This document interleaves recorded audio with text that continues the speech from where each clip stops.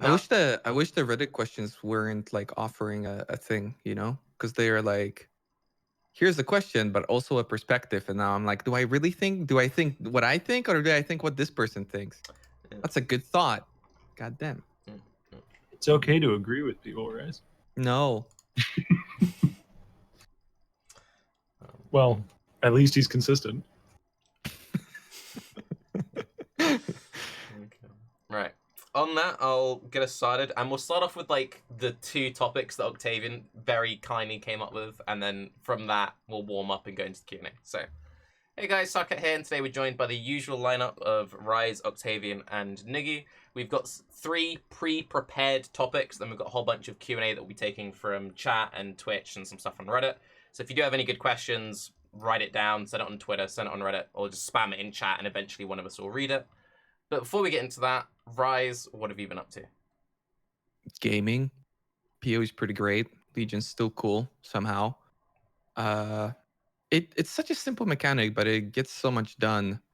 But right now, I'm playing an Arc Trapper. Okay, I'm leveling 1. I don't know. Everybody's telling me not to do it. I kind of like it. You can switch to like 10 different trap setups, so it doesn't really bother me too much. So not like they're actually different. All the like good lightning, all the good trapper setups are lightning now. I feel like, I don't know, maybe there's like something else. I haven't thought about it too hard, but it's like, you know, lightning trap, arc trap, like shock nova. I don't know. That's like it. Arc traps is still fine. It's not great. It's kind of just strictly worse than lightning trap overall, but it's not incapable of playing the game. You know, I was playing lightning trapper as a league starter, and I swapped over to lightning trap for like a day. You know, spec the tree a little bit, changed 1 or 2 wheels of like proj stuff over to non-proj stuff, and it cleared T16s and did Uber Elder. So it can do everything, but it just felt worse than lightning trap. I had the exact same experience because I also played Lightning Trap and then tried out Arc a couple of times. Because, you know, you have that one guy in your chat who assures you that your setup is wrong and the other setup is better. One guy?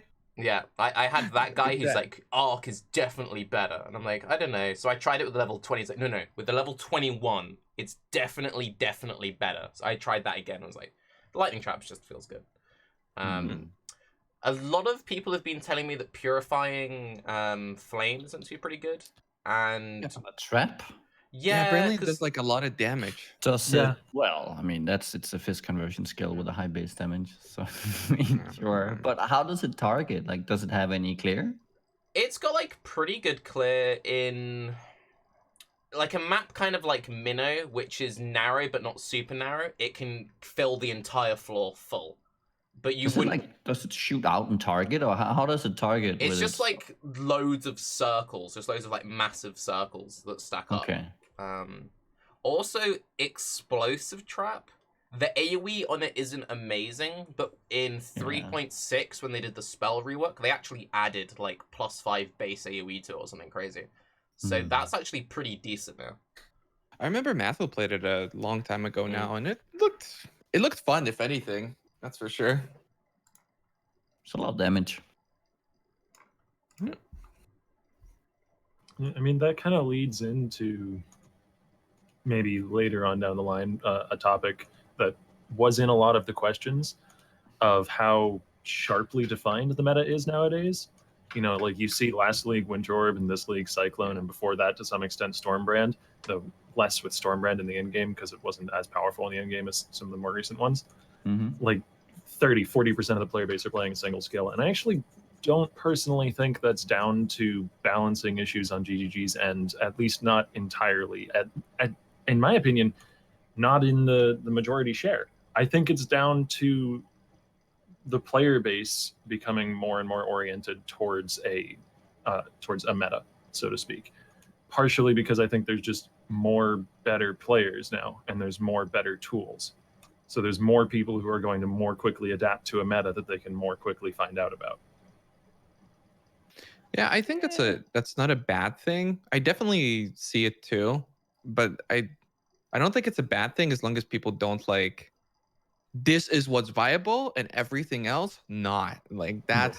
that's where I really have a problem with it. So There's a glut of mid-tier skills, which actually was a complaint that I had back in Delve League, if I recall, when they first added Delve in the big infinite scaling floor. I was like, there's like 6 skills that can do this at a decent depth, which is kind of still true if you push to the absolute end of Delve. That's always going to be true.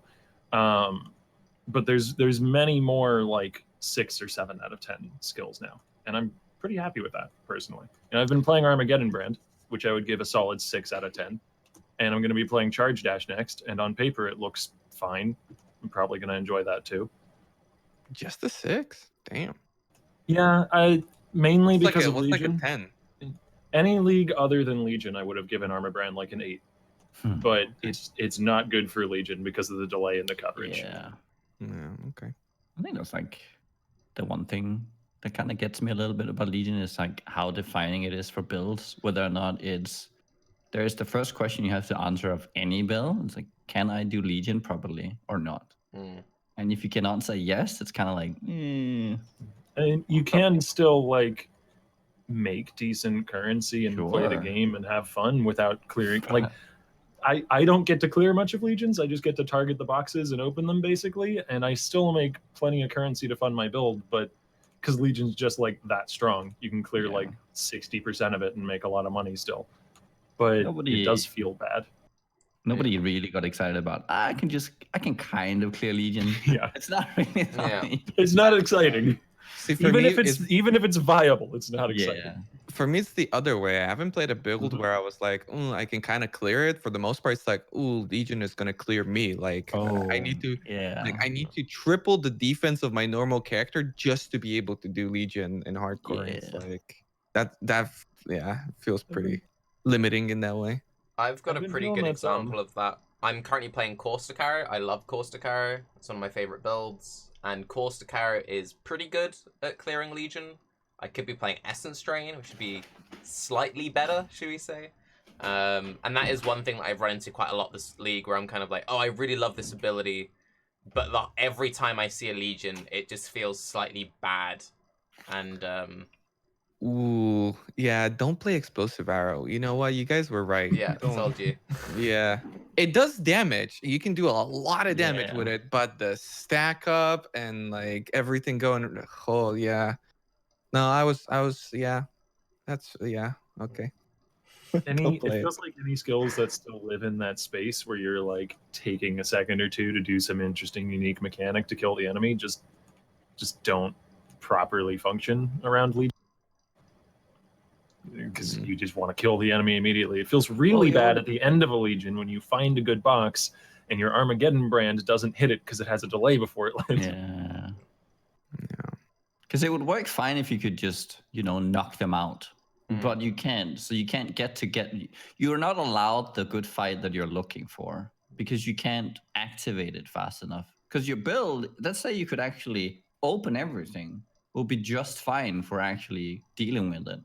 And it'll be a really fun fight, with weaving everything in and then stacking things together, having the big rares over here and here. And it's just like the opening everything. Yeah. The struggle. If they didn't have that though, like Legion is already, as Raiz said earlier, a very difficult mechanic for hardcore. It would have just been an unbeatable wall, and people would have just skipped it until their build was 90% complete.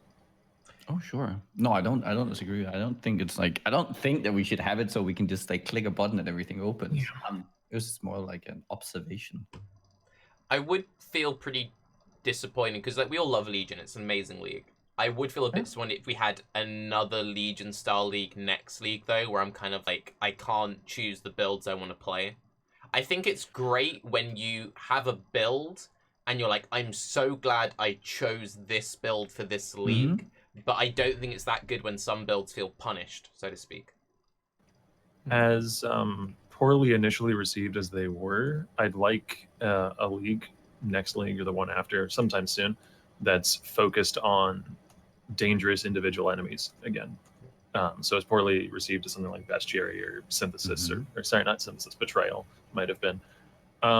They're really, they're like nuclear material for GGG because they're so hard to handle. And if you overbuff them even slightly, then they feel bullshit. But I actually really enjoy that kind of combat. You know, once the leagues have been in the game for a little bit and been allowed to stew and been like the rough edges have been smoothed off, things like Bestiary and Betrayal feel really fun to me.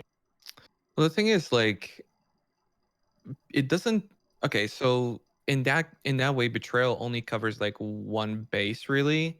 Like, you don't need a whole lot of mobility. You don't really need like a well mapping character, and which is why Legion feels so good for me, because I generally don't boss that much unless I actually make a boss killer.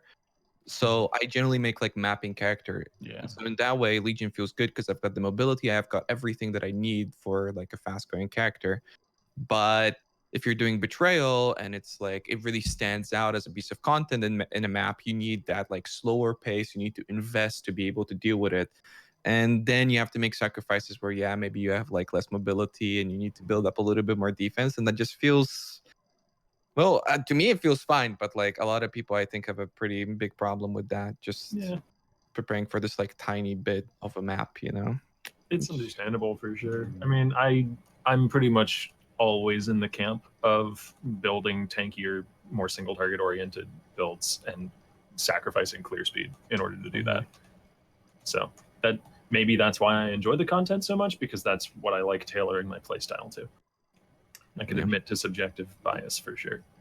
It's probably why I like Legion so much. Yeah, now that I think about it, because it literally fits exactly what I like to do. And it's to the point now where some of my characters, even on hardcore, where again I typically don't do it, I'm like, let's kill a guardian with this guy. Let's kill Shaper. You know, it's just on hardcore, a 10% chance of dying or 5% is just never worth it. But now you have to build so tanky that it's like, why not? Let's just do it. I feel like actually investing into my characters for the first time ever, Nice. which is also weird. Yeah. I always build these fucking like really junky, 3x characters and just get to the next one, next one, and next one. But you really like mapping as well, right? So you're trying to optimize your character for mapping, and it just kind of naturally feeds into, having to deal with the Legion monsters gives you a character that now can deal with all the other content without even having to try. For sure. It's just like a natural progression. Yeah, it's just like for mapping stuff, you don't really have a whole lot of opportunity. Like you choose a mechanically balanced, ability, and then you slap a alchemist quicksilver flask on it. You have movement speed on your boots, and you just run around. It's like not that much thinking about it. In the past, you had to optimize attack speed and all this stuff. Now it's like just shield charge around. So yeah, you have to focus on these other things, and yeah, I like that transition. I think it's cool. But Would you also guys difficult to adapt to. Agree? And I think I noticed this a lot with my viewers. That it seems like people generally prefer that more well-rounded kind of build, the build which can boss, can map. I think that's the vast majority, more so than super mapper or super bosser. Well, most players don't have the time to invest in the game that somebody in our position might, where you can make dedicated, super specialized builds for X or Y task. So they want to have a build that's going to make it so they're not locked out of any content. Even if they don't ever get to Uber Elder, even if they're playing casually and they only get to like T12 maps, they want the option for their build to eventually do Uber Elder, because they don't want to feel like they can't. Yeah, and that's like as important as the capability. Yeah, for sure. Even like you see people who have like some really bizarre stats. Am I hearing? Oh, it's my music. I'm like, something's playing. I don't know if it's you guys or me. People are like, I have 7,000 life and 3 million POB DPS. Can I do Shaper? It's like, dude, you shouldn't really worry about that. Just do it. That's definitely a well-rounded character you've got going. So since we kind of skirted around it a little bit before we get into the other topics, if you could pick the focus for next league, like how this has been a mapping focus league, what would you want? The league mechanic or the league play overall? style kind of thing. Oh, because this has been a mapping play style, whereas Delve was more about like a min-maxing play style. So like, if you had to pick, kind of, maybe you might disagree with that. But... Again, subjective opinion here. I realize this may not be shared by everyone, but greedy, subjective, invested streamer man opinion. I'd really like to see some more endgame bosses pushed. They added tools for instant responses in the way of like instant move skills and things like Molten Shell and Berserk and Immortal Call and all that. So adding bosses that are going to test the limits of those tools and ensure that you have to be using them correctly at the right times to be able to beat them and that sort of thing, that could be cool. I'd love to see more alls, basically. Yeah, I like that idea a lot too. Honestly, I feel like we're so spoiled, you know, because even when we're discussing Legion, it's like optional content. Everything that we've been engaging with lately has been optional content. And then in the past, GGG really stressed the importance of like weaving in and out the leagues that force you to do something, like Beyond, for instance, or like Invasion was. And I'd like to be, you know, I'd like to be forced to do some stuff again. Too much stuff has been optional, so yeah. I'm sure it's not going to be particularly well received because even when people have the option and it doesn't feel good, they're going to bitch about it. So if now they don't have the option, they have to. Yeah, but I still nonetheless like to see it. Interventions are in the video game. I like Yeah. interventions. I've always I really like them liked a lot. Slightly less than optional. You know? Yeah, but I like them. And I mean, people bitched about them a lot.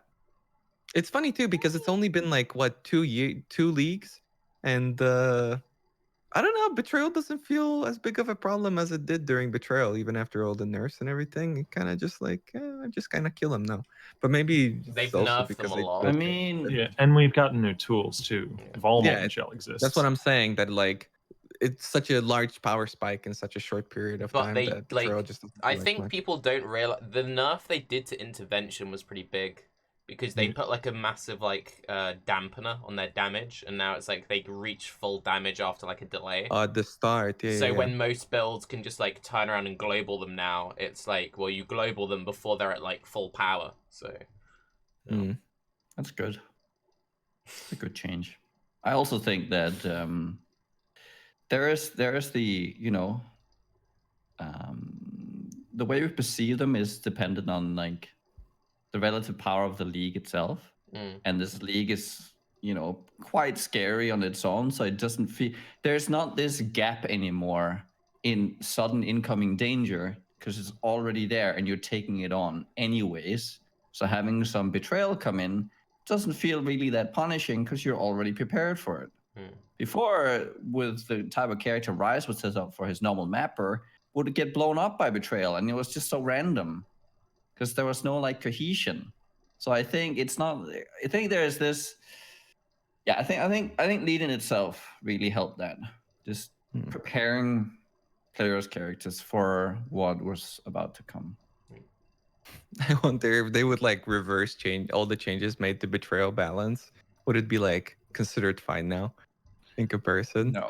I mean, along those lines, do you think that older content needs to be buffed to be brought up, or Yes. is it fine that Rogue Exiles don't really exist anymore? No. No, they should. They should be depends. scary, man. It really depends, I think, on the time frame. Like if we're talking Atziri and like Rogue Exiles, that's a really long time ago. I don't know. Maybe something more recent would be beasts actually creating a threat in maps rather than like being a walking, you know, XP globe. They feel like they just have a lot of HP. That's it. Yeah. So you think something like really legacy, really old should be just maintained, shouldn't be touched? Like it's that's actually something I wanted to talk about. Oh, okay. Those things should be brought up. I think so. Yeah. Because like the alternative argument is that something like Atziri or something like I don't know what's a Rogue Exile name, Magnus Carlsen, right? No, that's a chess player. I'm pretty sure that's a chess player. Exile. Is it also the Flame Blast Exile? Everyone knows the Flame Blast Exile. 100%. It's not Carlsen. What is it? Either way. Yes. Definitely Any Carlsen. old Rogue Exile, like, are these It's just Stonethorn. checkpoints for like your build as a newer player to get past? You know, is it a there's tons of content in Path of Exile. Is it okay that there's irrelevant, less than challenging content to players who are more experienced, if it means that newer players have something, you know, that can test their uncapped resistance 50k DPS build against? Because yeah, Atziri could be kind of scary in that case. See, Atziri is tricky. Like Rogue Exiles are not tricky. I think they should be buffed up. Just you know, they have all these abilities. I think it's just wasted potential. But like Atziri can as we're probably going to see in the upcoming race, can definitely kill you. And it definitely is a quite mechanical fight. And if you mess up once or twice, that's 3,000-4,000 damage that you're taking. And for like an early mapping character, that's enough to totally get you. And it's easy to mess up too when you're first doing it. So I think with Atziri, they could it's a just tricky one. buff her health. Like, I don't think her damage, because that's the thing. It's like, yeah, By a if you lot. make a mistake and you like get hit by a flame blast or the reflect or the puncture, like you can still die to it on a very well geared character if you just make a slight blimp. The main issue is that you kill it so quickly now, you never have the chance of making a mistake because you ignore the mechanics. So I think they could just buff the health up a bit on her. Yeah, but then it's gonna be like a Diablo 3 patch note, It's like Atziri health has been buffed by 1,000,000% Would or that be something. wrong? Like it would have to be a lot. Yeah, but would that be wrong? Like, Yeah. okay, we just had rares. We doubled the HP. So I mean, okay, I don't. Why can't we just? I don't know. Why can't things that are in the same vein as D3 be right? Yeah, but The you thing don't is, engage there's with been it so much, much. right? There's been so much just power creep in PoE for so long. It's kind of just flown under the radar. So if we want to catch up with it, then we're gonna go D3, or we can't do that. So like, how do you do it? Do you have to like then do everything else gradual so we don't see it? It's there, but we don't see it. Is that okay? Because that's kind of what they've been doing with everything else. Well, I'm not sure about that because like I feel like a lot of content.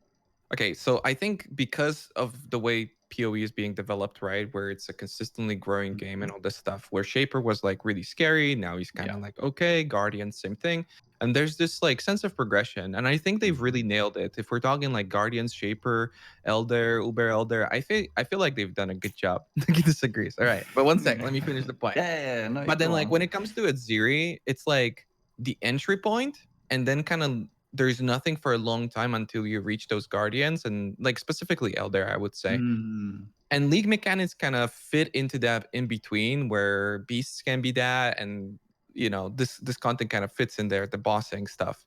So I don't know if that wouldn't like disrupt this balance, or if we just need to bring it up and then continuously keep bringing more stuff so that it like scales. Quick question. Do we all agree that the buff to monster HP this patch was a good thing? I agree. I like it. It doesn't feel good, but I like it. Octavian?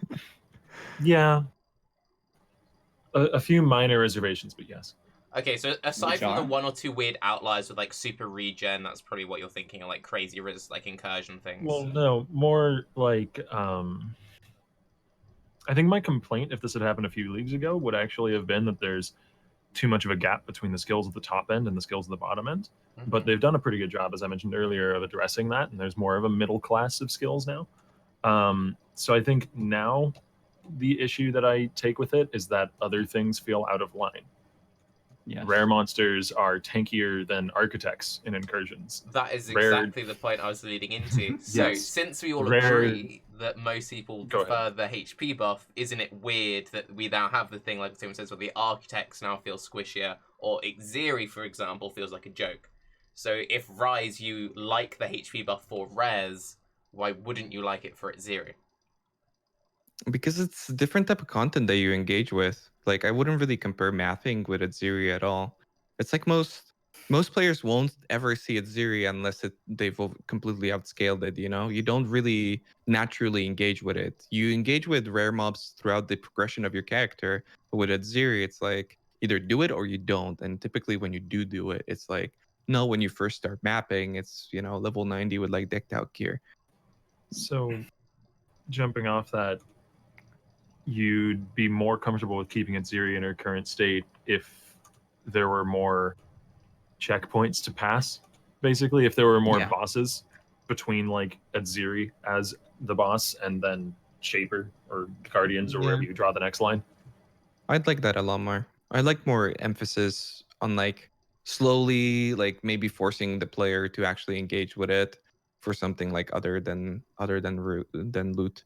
Like story wise, the Shaper orbs. I really like that entire idea. I think that's cool. But it needs to do a lot of damage. That's why I kind of like Atziri still, because she can still do a lot of damage even though she completely melts. Since you I don't know. I Nuggy's just feel- doing I a feel lot like- of faces. Yeah, I Nuggy's just- got I a face just- on. I just feel like there's like way too much of it just doesn't make sense. You come in with a falling lightning trap and you insta phase everything. It just doesn't make any sense for a boss encounter. It's Atziri. I mean, I don't know. I feel like Atziri is such a big piece of PoE that the encounter just feels, I don't know. It just feels wrong. Is it though? Like it's Yes. it's so old. No, not that the encounter, but it's such a like big piece of PoE. It used to be, yeah, but I no, think it still is because like I think think it's just like I mean, lore there's so many wise things for the that- flavor of the yeah. game. yeah. Yeah. She's the queen of the Vol, and like It just doesn't make Vol sense. enemies from yeah, that's true. the 11 map are scarier than her. Yeah. She's their go- queen. She's supposed to be more powerful. I think Yeah. the damage that everything does in that encounter is perfectly fine. I just generally I don't like it when the hardest boss encounters feel like they're just like, you know, you just kind of brush them aside. Like, you just dodge a few abilities and then pop and it's gone.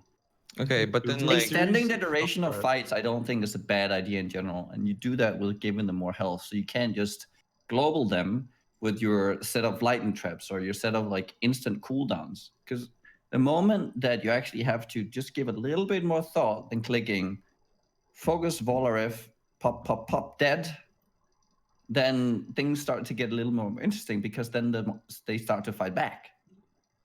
I don't know. Why are we so reluctant to have anything fight back when we're like liking it in maps? It's like, no, but not the bosses. I would like that if there was more to it. Again, I don't feel like Right? Atziri almost feels like completely a unique map to me. It's like they had a boss. It was kind of interesting, you know. It dropped some loot. It's cool. It doesn't feel like a big part of it. But like for instance, if it were to be something like you complete Kitava, you can enter maps now, and Atziri is a big baddie. You get a killer, and she drops 3 tier 5 maps, Mhm. for instance, where Kudos like to them. you have some incentive to do it early on.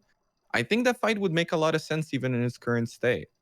And then we could like put in other bosses to kind of fill in the gap later and later and later, right?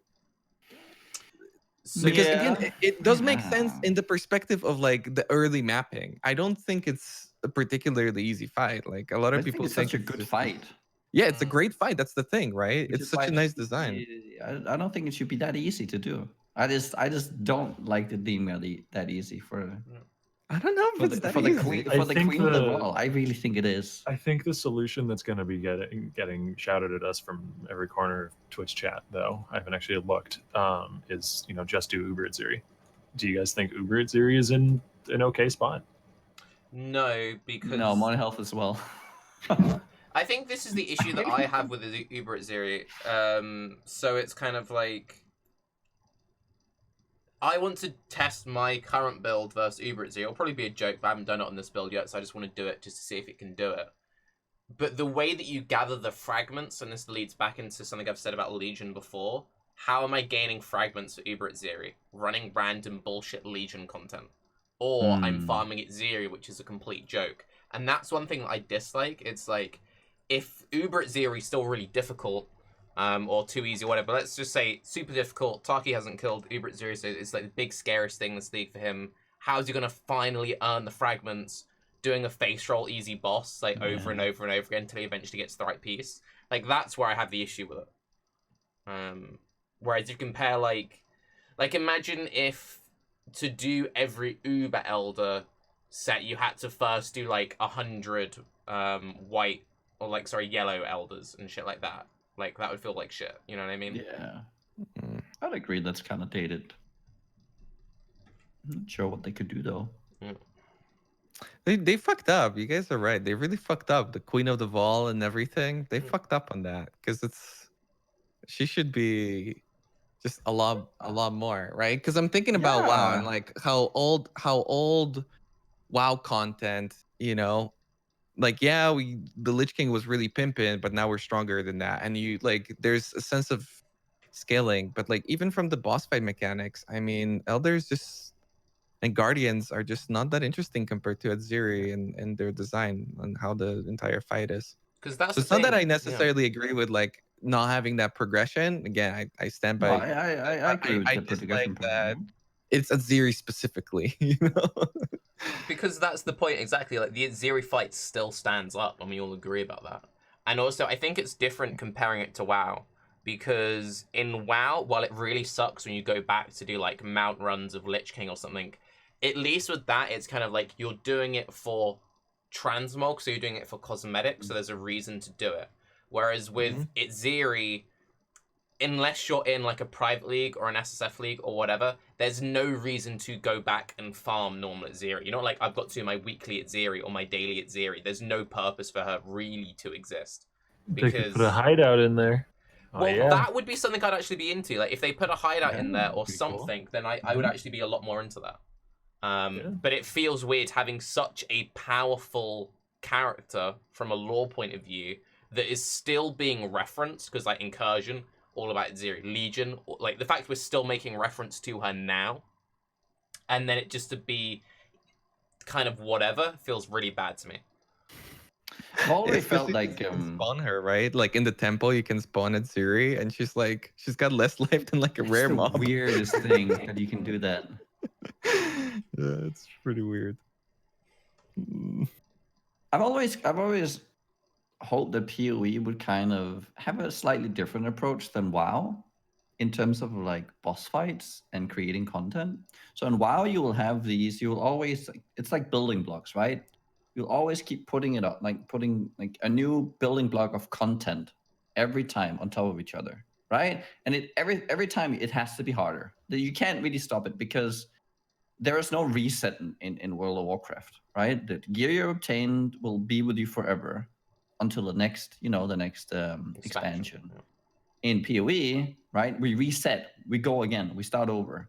So like you have to reacquire. So in PoE I've always hoped that in PoE you would have, rather than building blocks, you would have, blocks kind of lined up next to each other. So you'd have tiers of content, and then they would probably decide, right? So you'll have the middle tier, the high tier, and then you will have Atziri be considered a high tier boss on the line of other bosses, and these would be sort of similar in power. And then you have the Uber versions on the next one, right? And so at any point in time that you introduce new content, you don't just slap it on top.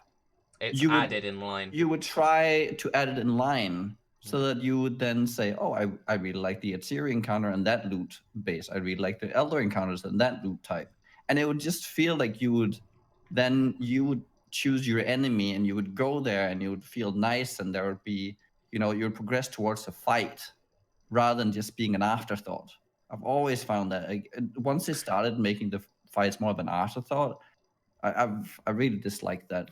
I'm surprised they haven't done that yet. Like when you think about it, they're all about reusing content and all this stuff. Like it's really weird. I wonder if they saw doing like the whole concept of Uber Atziri as a failure. Maybe. I don't know. Because like realistically, not that many people engaged with it. Like maybe they're just scarred from that. Because it was like pretty much everybody was playing hardcore back then, and it took Havoc like 3 months and like literally breaking the game to like be able to do it. Even regular Atziri was just insane. So maybe they were just like, this was a waste of time. Why did we put any effort into this? But then again, how much effort could it have been? It's literally the same thing.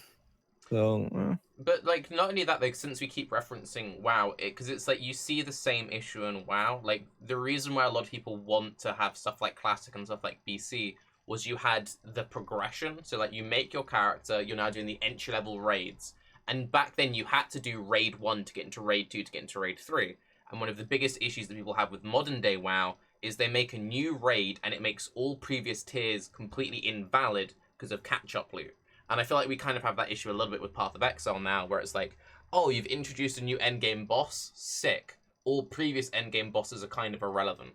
And you can see that they're trying to improve that by going back and adding new loot to the tables. Like the fact that actually changing the loot tables shows they want to make these old bosses more relevant. And that would be one thing that I think would really suck if in 3.8 they added something crazy new loot to Atziri's loot table, but then it was still a completely face roll fight. Like that would feel awful if one of the best items in the game came from a boss which just became a chore that is a complete face roll, but 1 in 100 times you accidentally kill yourself to reflect. Like, that would feel terrible. So, I think it would be good if they went back and they had a serious focus on some of those older content, make the loot table slightly better, make the fight slightly more fun. In Atziri's case, as we agree, it's basically just make her tankier, because the fight itself is a fun fight. Yeah. I wish there was more Atziri-like stuff. Like, then it would be easier. But I don't know. It's like, you know, you've got like tier 1, tier 2, tier 3 maps, which become irrelevant by the time you're in tier 10 maps. Like, should we then remove these? Like, it doesn't like fully add up, but you can have that little bit of a benefit of like being able to vendor them and creating something out of that.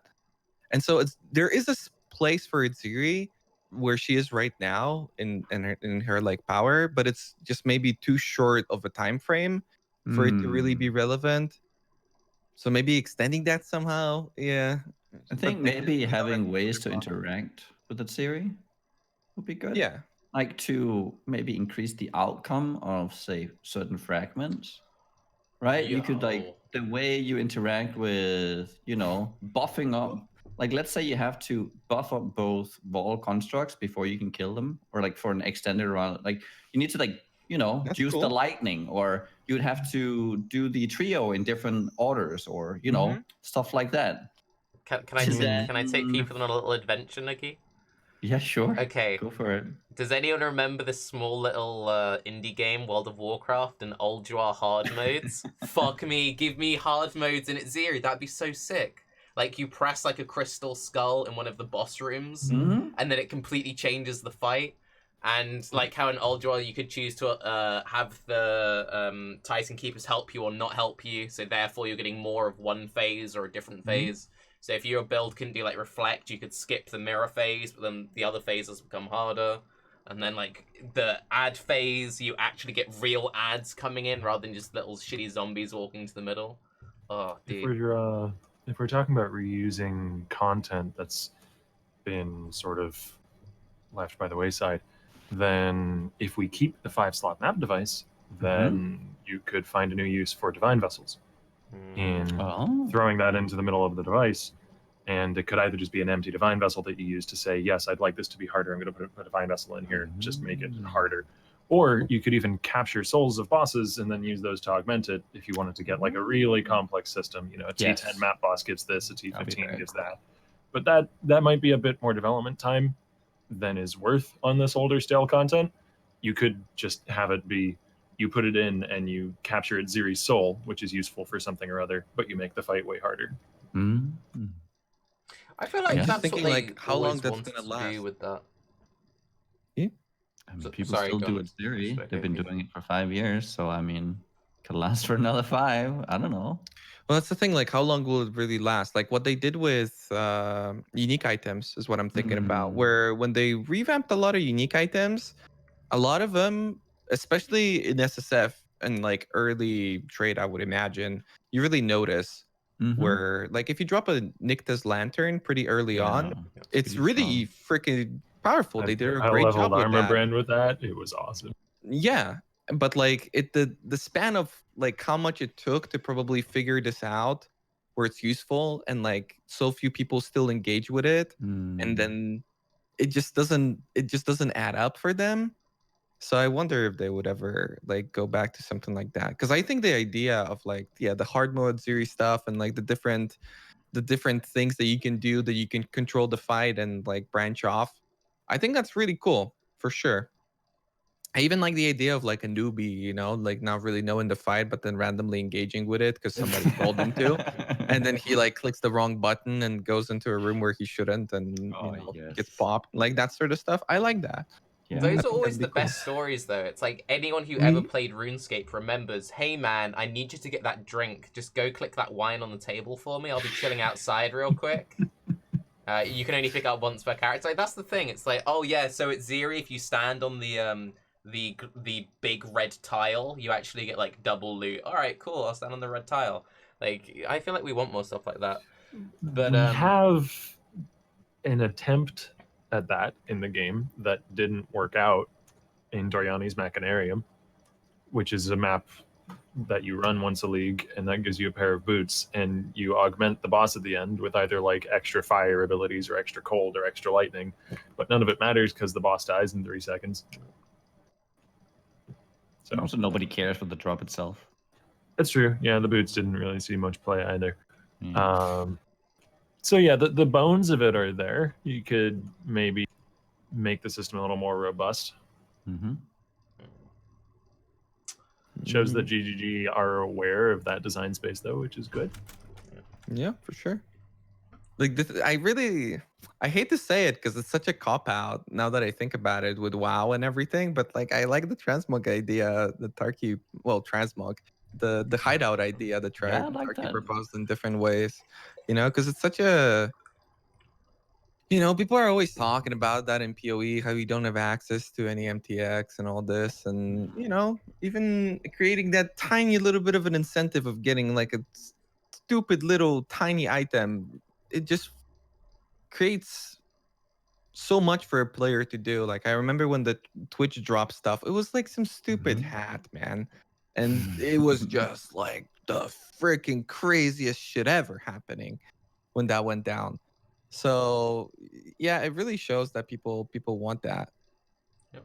Give you a piece of, I don't know, side content. It's like just you know, a little You carrot have on a the third side, boob. you know, that you're always hoping for. It's like, oh, I don't really care about, like, it's really annoying having to run Atziri over and over and over again, but like you get to have this like excuse to run it. Yeah. Which is always nice, because it sucks. I feel like, oh, I need to do this because I need to get a fragment. But if there's like this excuse you can give yourself as well, where it's like, I need to run for the fragments, that sucks, but I might get the pet. I might get the pet, and that would be nice. I've always found it a bit Or weird. the third boob. You get the third boob, or you get like glowy arms. Like if you kill the guys in different order, you can get like glowy arms or what else do they have? You know the Special apparition things that come out of your neck? Atziri would make a really cool one, like all the arms like shooting out and stuff. There you go, dude. But that is one thing I have just like always found a bit weird, is the fact that GGG hasn't played around more with like pets. Because they've done it a bit with hideouts now by adding hideouts into the game. But as stupid as it is, like when they added like fucking pet battles into WoW and stuff, I never had an interest in that. People go mad for that. If every boss in PoE had like a 0.1% chance to drop a miniature pet version, people would go... People would be like, oh, this is such a stupid child's game. People would go mental for that, though. Because people would want to flex, you know? Jesus. If it would actually drop like a miniature of the boss, that would be fucking crazy. People will go nuts for that. Yeah. GGG is really hesitant, I think, though, to change anything about their monetization model because they are fully reliant on it.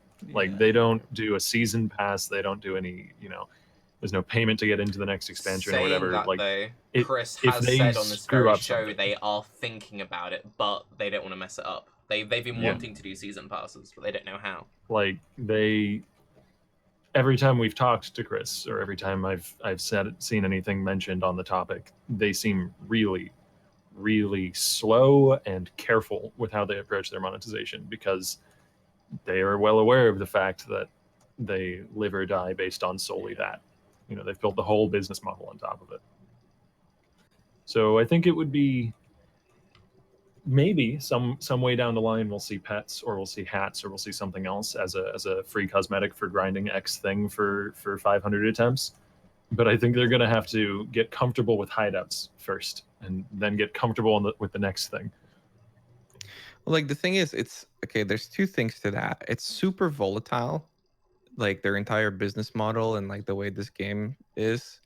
I mean, if you might say like if Synthesis didn't kill it, nothing will. But you know, it's kind of like a streamer's life. Like you know, one day you have 100 subs, the next day you have 3. It's like you don't really know how to process it.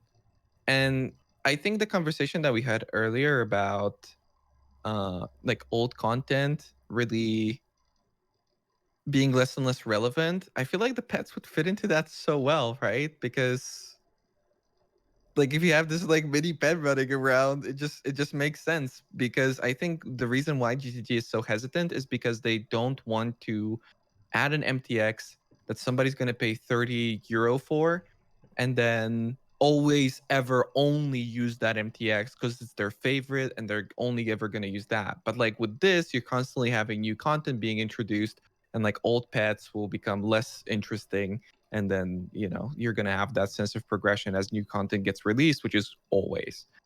So I like that idea. I like Freaking the pet pets. idea. Also, I'll go on, Nigga. I'll go afterwards. But then you've got little Atziri. What about the lore? You've got little Atziri running around, dude. She's the queen of the ball. No. But that's actually kind of what I was about to say. I don't like the idea of making the boss actually into the little pet. I think that's weird. Right. So let me. I think you should have. You should really find something. I like the pet idea. Just don't let it be Atziri. She fires out tiny flame blasts. No. Let me. Because let me explain it. Because I said that kind of as a joke. So this is the full setup, and I'm going to address the monetization. Because this is something that I've written up like documents on this shit. Like I've had this planned out. So. In the case of Atziri, the mini pet you would get would be a Val Oversoul, because that would make 100% sense. They exist in the lore. Yeah. There's multiple of them. You just get a little one that flows around. Makes sense. For Shaper, you would get a Shaper Orb. A little Shaper Orb, it makes sense. And that'd be kind of cute. Yeah, People but that's like effort. No, but right? One problem with the Shaper Orb is the ring that also summons them. Checkmate. And they are like a thing. But it doesn't you have to care about. You say that, but it doesn't really matter too much, because you could be like, yeah, but what about the Tentacle War Chief, which is just a reskin of the Elder? Like they don't really care about it that much.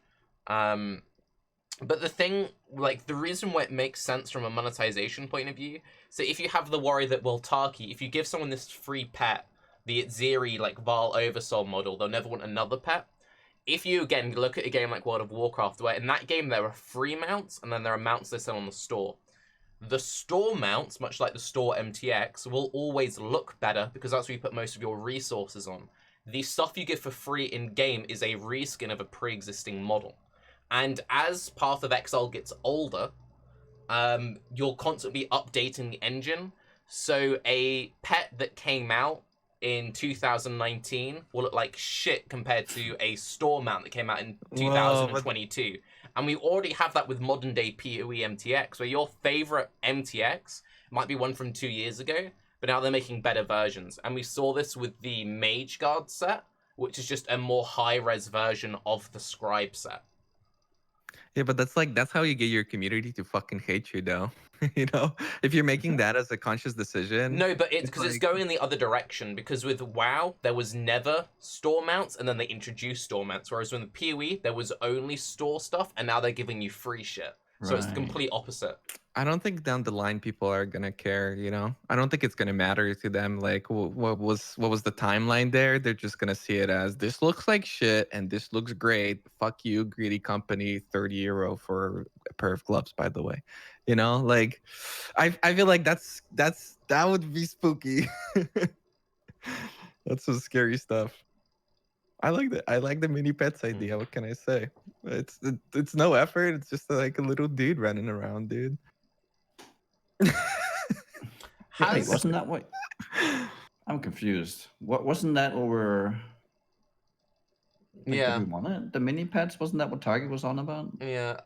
Yeah, but he's saying he doesn't like that fully. I like that. No, I like it. No, you guys are agreeing. We're agreeing. Oh, okay. I feel like you're agreeing. Okay. We're agreeing. Just haven't got there yet. Oh, right. Raiz No, because he said like, oh, the full thing, that was just a meme, and like, I'll give you the full scoop, and then you went into like a full thing. So I thought it was a.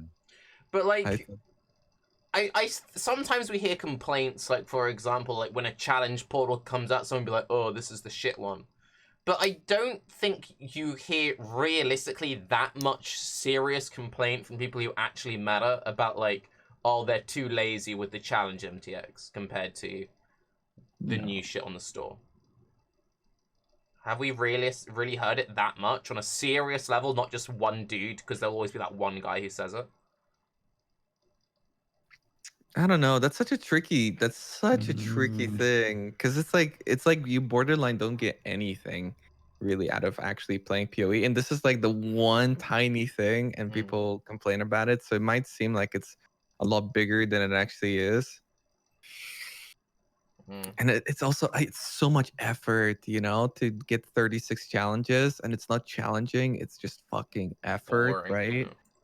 And Yeah. so if you compare that to really spending like, that's kind of like the WoW thing actually when I think about it, because it's like, yeah, you get it for free, but also you're gonna spend 400 hours doing it compared to like getting the same thing kind of, but spending, you know, $60 instead. Like, oh, that's tricky. I would rather spend 100 hours on doing Atziri one league to get the hideout, and then you'll spend 100 hours next league to get a hideout in lab, and then you'll spend, you know, like it's like you'll have this little the side point goal. is to encourage the grind. Yeah. Because the grind is the core of the game. You can't really escape from that. Yeah. And you further enforce it through monetization. So this is point 2. So it's like how there's a reason why GGG gives people 1 free loot box. So if you make 1 free pet or 1 free hideout or 1 free hat, you then later down the line release the MTX set which matches that pet. And people go, shit, I have the pet, I love the pet, I want the armor which matches it. So it all buys into it. And like, this is the thing which always annoys me a little bit is when you talk about this stuff, people say, but Tarke, you don't have a degree in marketing, so you can't talk about this. The amount of like press tours and speeches that have been given by executives on how they rope people into the monetization, like this shit is a fucking formula. The whole loot box is the MTX is the point. It is cynical as fuck, and the whole reason they do it is to make money. So the idea of giving people a free weapon effect or a free pet, and then later down the line you sell them the full fucking set, people will do that. So it makes them money down the line.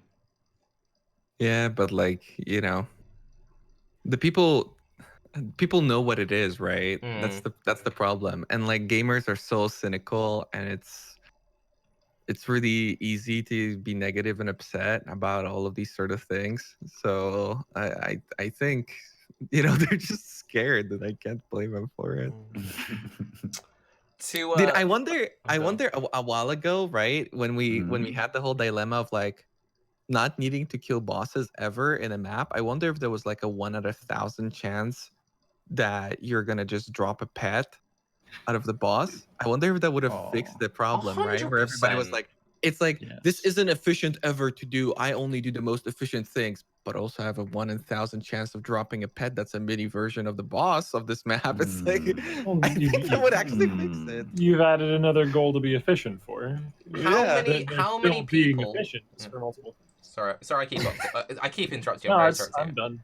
But I'm how done. many people play World of Warcraft just to do transmog and don't even play the game anymore? All of them. That's why the game's dead. But like, that's the thing. It's like the amount of fucking PoE streamers and shit. Sorry, WoW streamers and like WoW players. The only reason they are still subbed is for it. Like, people do it to still play the game. But so that we can eventually go through our pre-planned topics and get into the actual Q&A, because we've spent an hour on this. Speaking of it, miniature Atziris, very briefly, what do you guys think of the Atziri race format? Just in a short, like, one-line answer. As someone who isn't a racer and is still invested in the race scene because I commentate it and I watch it a lot, I'm super goddamn excited. I there's some RNG element to like getting the midnight before the other people on the run do, obviously, which might compound the RNG that's native to a Path of Exile run in the first place. But it's going to be a hell of a fun spectator sport. Yeah. For sure. I like it a lot. Yeah, I like it too. I think there are some issues with this. That I'm like, I'm more confused, if anything.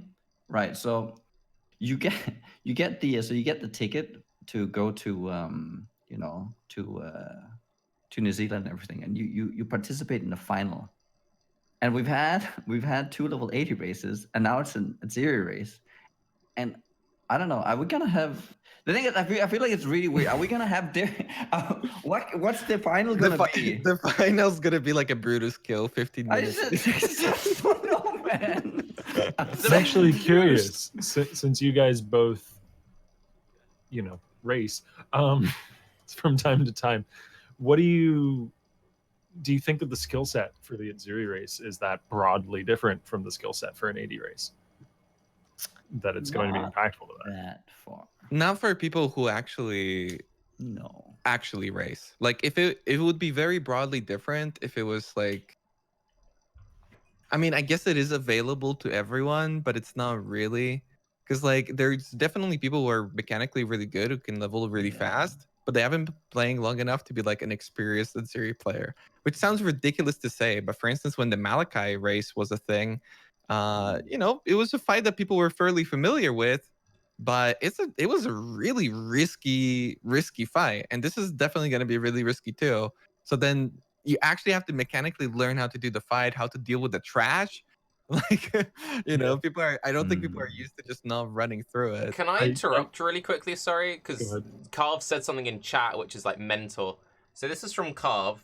Ziggy mentioned this on Discord. GGG has planned 1 hour for it. Ziggy tries to extend it so they can at least have Act 5 Katava, but there's no chance there'll be anything past that. Wait, for the race itself at Exile? Apparently. I always assumed it would be Act 5 Katava. I think that was make any sense. I think that was you guys supposed to thought it not was... be mentioned, by the way. Yeah, like I guess it's too late now. Yeah, a little bit at the 8 there, but I mean, Carve doesn't give a shit like always. Okay, nicely done, Carve. What the fuck? How is that? It's on a public Discord apparently. How is that only an hour? That's ridiculous.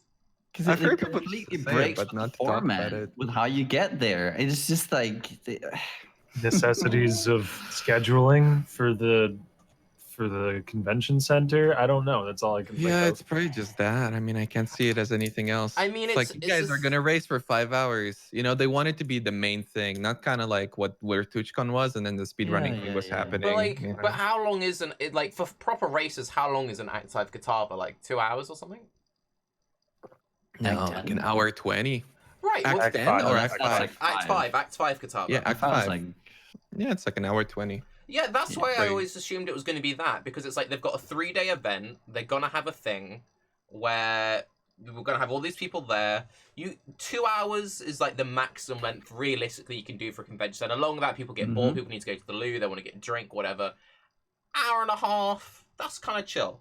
Like you can do that. Yeah, and but no like one's missing out. The you know, you need that transition. You need to set it up. You know, it's a physical like venue. You have to deal with that. So even if it's like an hour 20, the fastest person, you need 3 people. What if something goes wrong? Well, it's an hour 40. Like, you need the intro. You need the outro. All of that stuff is really important. And so even like an event where the fastest player is gonna potentially be an hour 20, maybe even faster, it's still definitely gonna take more than 2 hours. That is true. Nuggy, how long was the thing we watched, the Apex event we watched you in at TwitchCon? Ooh. Because you had to do loads of practice and all that rubbish for that, didn't you?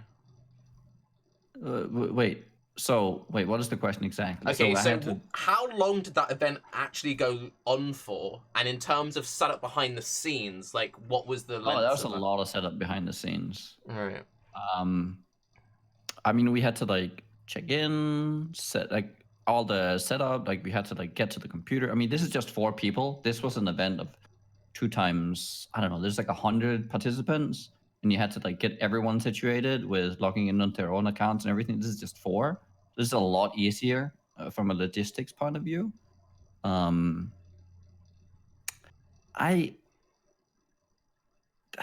don't know. We probably spent like 12 hours total of like setting up and everything, like before and after. I remember you guys had to do like a thing before, and then you had to go early too, because you had to like be there at 8 a.m. or something. Yeah. There's a lot. Yeah. I mean, and that is also this should be a lot simpler though, so I'm not really too. I think they'll. It's a lot simpler, but it's also, you know, this is done by a team that's done this 100 times for 100 different companies. You know, they definitely have this sort of shit. Okay, but I don't know. But here, this is all going to be done by GGG, which. Raiz, how many casters are there going to be? Oh, I don't know. Roughly, if you had to guess, like what, 3 or something? I think it's going to be 2. 2. Okay, so 2. But I think it would be better for 3.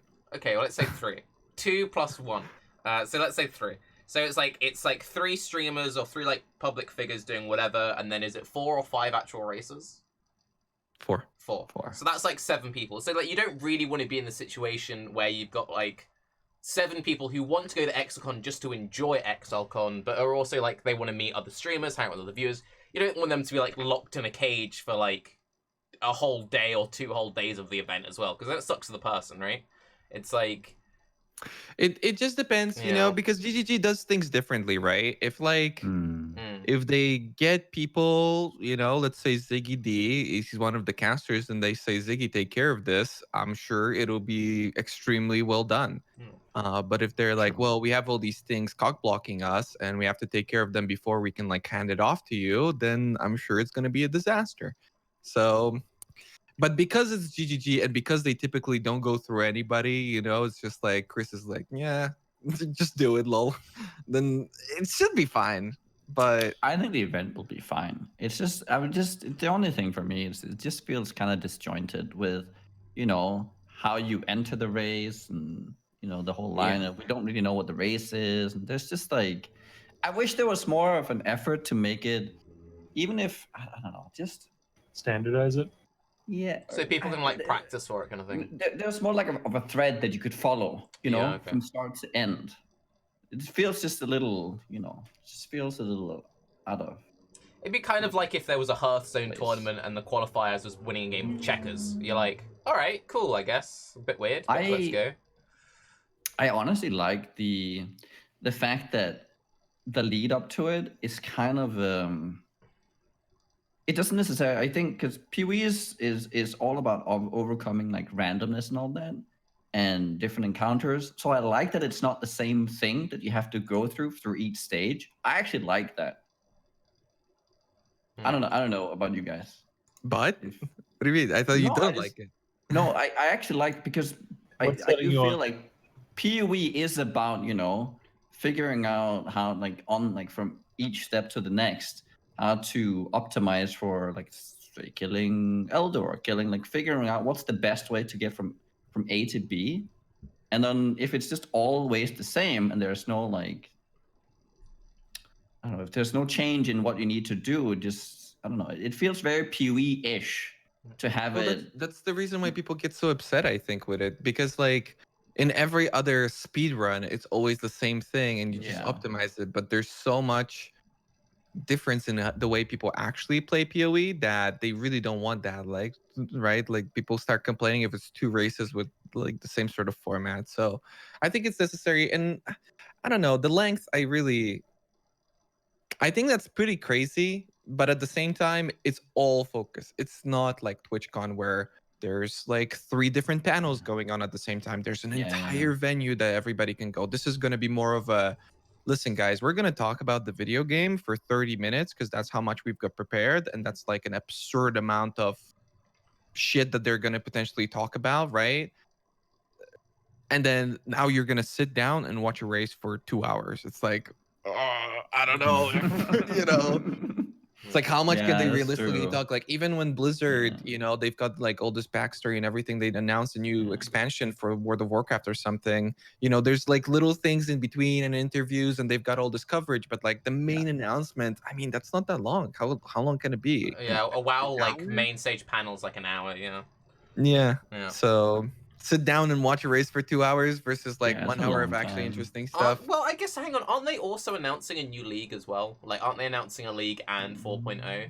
So that kind of gives them, they could probably squeeze like 2 hours maybe. Imagine if it's gonna be like one of those like fucking where people upload their full VODs of like the patch notes to YouTube, and it's like 4 hours of somebody just like at this point and now this point. Oh, you know, it would be even better. Okay, what we all need to do is we all need to have seats directly next to each other, and we all need to upload like a 4-hour just cell phone video of the same thing with us all talking our reactions onto it, but you can hear like Raiz bitching in the background of Tarke's video, and you can hear Tarke complaining in the background of Mathel's video and everything. That's good. You're just confirming there'll be a Baeclast episode? Oh yeah, 100%, 100%. From New Zealand? I just love It sounds like what that is. Yeah. I love how Tarke assumes that Mathil won't be in the VIP launch and we're gonna be with all the plebs. Nice one. We definitely will hear Mathil, dude. No, what I'm saying is I've got a He's gonna be on stage. I've got a dude. fucking loud voice, and Mathil might be 10 fucking rooms away, but you'll still hear my fucking shrieking in the background. That's what I'm saying. Probably. Actually, sure.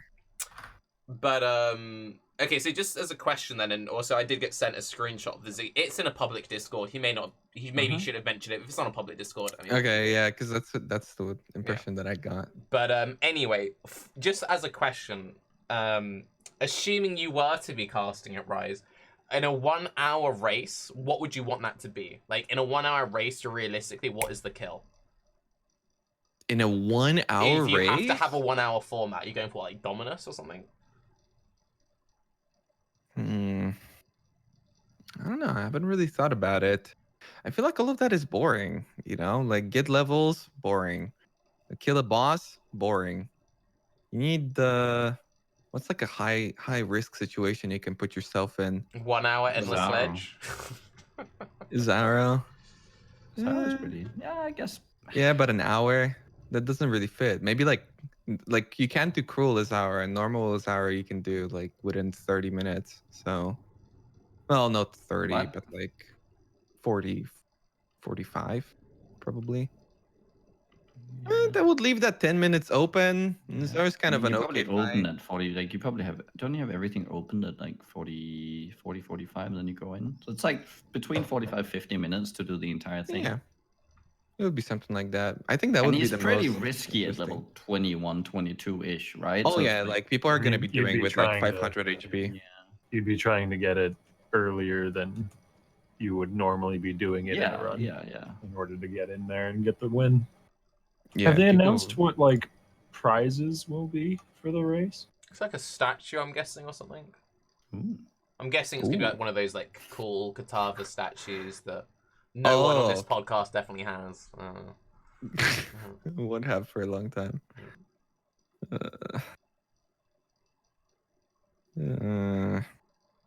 But yeah, I think an Azaro kill is where it would be at. Honestly, I think an Azaro kill would be more interesting. A lot of people are saying that Atziri is like, oh, it's such a joke, like, oh, it's just Atziri. Dude, doing Atziri at level 60 Oh, is yeah. fucking Yeah.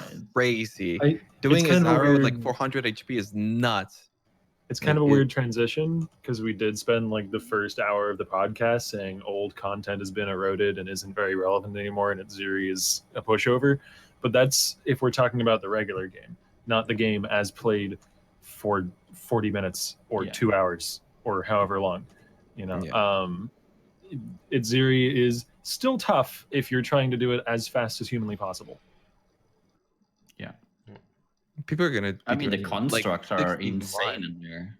You Yeah. get hit by barrage, you're dead, you're gone. There's like nothing you can do. Like an any LMP ability pack hits killer. you're dead.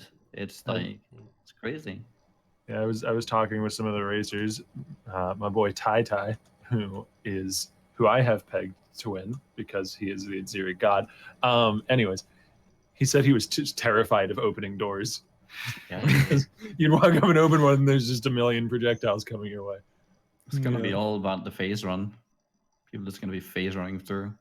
You think so? I think people Yeah, I are. think so. I think people are gonna kill it. But that's like the thing. I think, man, That's that's too much that's, health, man. It's too scary to actually fight them. Yeah, but you can't actually run through them either. We're talking like 3k HP. It's like one LMP pack. You're Yeah. instantly dead. But the moment you stop, then they actually hit you. So if you never stop, there's a lower chance that they hit you. They almost off screen. They kind of do off screen actually. No, they totally off screen. What am I What talking happens? about? What happens if you're just solo phase running through? Will they even notice you? Yeah. Yeah, they also nerf phase runs reduce visibility a couple leagues back, maybe last But I league. mean, what if it's like Somewhat half a recent. screen away? Do they shoot?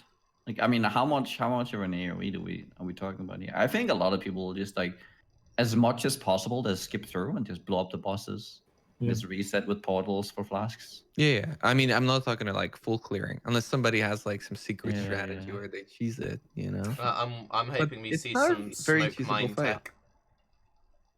Yeah, smoke mine. Phase Yeah, the run? phase run's nice. It's so hard to. I actually haven't really paid attention to how mobs aim because like the phase run thing was where it like didn't work at all, and then it worked too well, where people were completely invulnerable, and then it didn't work at all again, and now I think it works It's normally. actually decent if I you're don't even playing know. a trap-based build or like a, because that's the thing a lot of people don't realize as well with those kinds of mechanics is that the second you hit it, the retargeting turns back on. So if you're playing a build where the damage source isn't you, like for example, if you throw a flamethrower trap and then you press phase run, the boss will have no reason to retarget you. So you can just like chill on the edge. Whereas if you keep attacking it, then it instantly comes back to hitting you in the face. Yeah. But to get into the actual Q&A aspect of our Q&A episode, an hour and 15 minutes in, the main question, and I had this question like in 3 different wordings, was basically along the lines of, with the current state of hardcore and the state of the player base and how fragmented it all is there anything in your mind that GG can do to sort of bridge the gap a little bit between the 2 player bases, and should they even? That's a very big question. I don't think it should. Like bridge like between hardcore and softcore? Should they bridge that? Should they try and make, like, some of the suggestions you've been saying is like, should they try and make a like a in-between league, like some kind of increased penalty, or should they bring back the different challenge rewards, or just some kind of incentive for more people to play hardcore, or should they just not give a shit and just let even more people leave hardcore and just go into softcore? I think hardcore is kind of an afterthought now, and in a way I like it. I think it's only as extreme as it is right now because of the current influx of players. I think more and more people are going to trickle down into SSF and into hardcore. I wouldn't try and bridge the gap directly through any sort of balance changes, but something that would definitely help with this idea, I think, would be like group found. I think that could be nice, yeah. invite a lot of people into doing it, because it's not as hard as like regular SSF. You still get the experience of playing with other players, and then the only big problem would be that if somebody dies, then you're kind of screwed, I guess. I think the intended stand-in for that was private leagues, though. Wasn't that meant to fill that niche where you rent out a server for however much it costs, I forget, for you and your 10 friends, people who have that many. 120 points to make the private league, and then an additional 10 to extend it per like slot and everything. Yeah, but that's too fragmented to me. Like, it's not, I don't think we're scared of like players splitting up into different leagues anymore. It's just enough players now. So yeah, having like one general league would be more functional, I think. I don't see the difference in fragmentation between group found and private leagues. I don't think we need it if we have private leagues. They could always just add more mods to private leagues. I don't think they need to add a new player. Just a modless private league is essentially the equivalent of group found. I disagree really heavily. What? You guys get the same feeling? Where's the differentiation? It's because you're still comparing yourself to other players. It's like even if you're playing by yourself on Trade League, you've got this like entire idea of being a part of the community. It's a completely different feeling than when you're, it's almost as if like one player is playing one game and another player is playing another game. Like even in SSF, it still has that sense of community, but I don't have a feeling of community at all when I'm playing with other people, when like people are on a private league. There's just no the only crossover. person here who's actively been playing private leagues since they came out, because since they came out, it's the only league I've been playing. The sense of community for my lot has been great, and like but that's definite, like within your thing, right? Yeah, within my thing. So not like in the grand scheme of things. What you'd want then is a separate tick box so you can tick saying I want to be in group found league, and then in group found league you're able to join with like 4 other people. Do you put a maximum on that? It depends. There's a lot of different league ways. In its own right. I think what would be cool would be well, I hate to say it, but the way Diablo 3 does it, where it's a league where people can play by themselves or they can play with other people. You can trade, and whatever drops whenever you're playing together, you got it. Or there's the approach of like, yeah, entering with a set party of, 3-4 people and playing it out that way. You're So- essentially limiting trade. Like from other basically people. you're That's- yeah. arguing for a new private league mod with the limited trade. That's what you want. Is you just want No, that. he's I- arguing it's so not hard for a to private explain. league, right? You Solo want, you just self-found want with localized trade. yeah, just basically. group fun. Solo self-found where you can only trade with the few people who are playing with, rather than with everyone on the server. It's hard to explain. I mean, you guys have all played SSF. You don't have Mhm. do you have this genuine feeling of like I'm by myself when I'm playing SSF? Because I don't have that at all. I'm always looking at other people and comparing myself. I'm seeing where others are, and I don't know if that doesn't come from the fact that I'm a fucking massive nerd and I play way too much, or if it's that feeling. Like I don't feel. I agree. I've not run 'Cause- into that, but I don't play solely solo self-found. I transitioned to it later on into the league, so it might be that like I'm at a point in the league where I don't care about that anymore. Like I was playing in trade league to start with, so I was trying to compete for resources and trying to push up to the end game as quickly as possible. And then by the time we're 2 months in and I want to swap over and restart, I care much more about giving myself a bit of a challenge, and I don't give a shit about where other people are at. Because I'm restarting 2 months in, there's no way I'm going to be near other people. Carth Yeah. makes a very good point in chat, and he says Raiz plays SSF to race, and then you go into trade league. So it's kind of That's not different. true. Whereas he says he feels completely alone in SSF because when he plays SSF, he's playing it just because he likes SSF. I don't only. I mean, the entirety of Delve, No, I've I only don't played agree with that. SSF. I didn't play Trade League at all, so it's on and off. Mm. Sure. Typically, I'll roll a bunch of builds. Sometimes I'll even play the whole league, I mean, I play, and I still have that feeling. I play trade league SSF pretty much.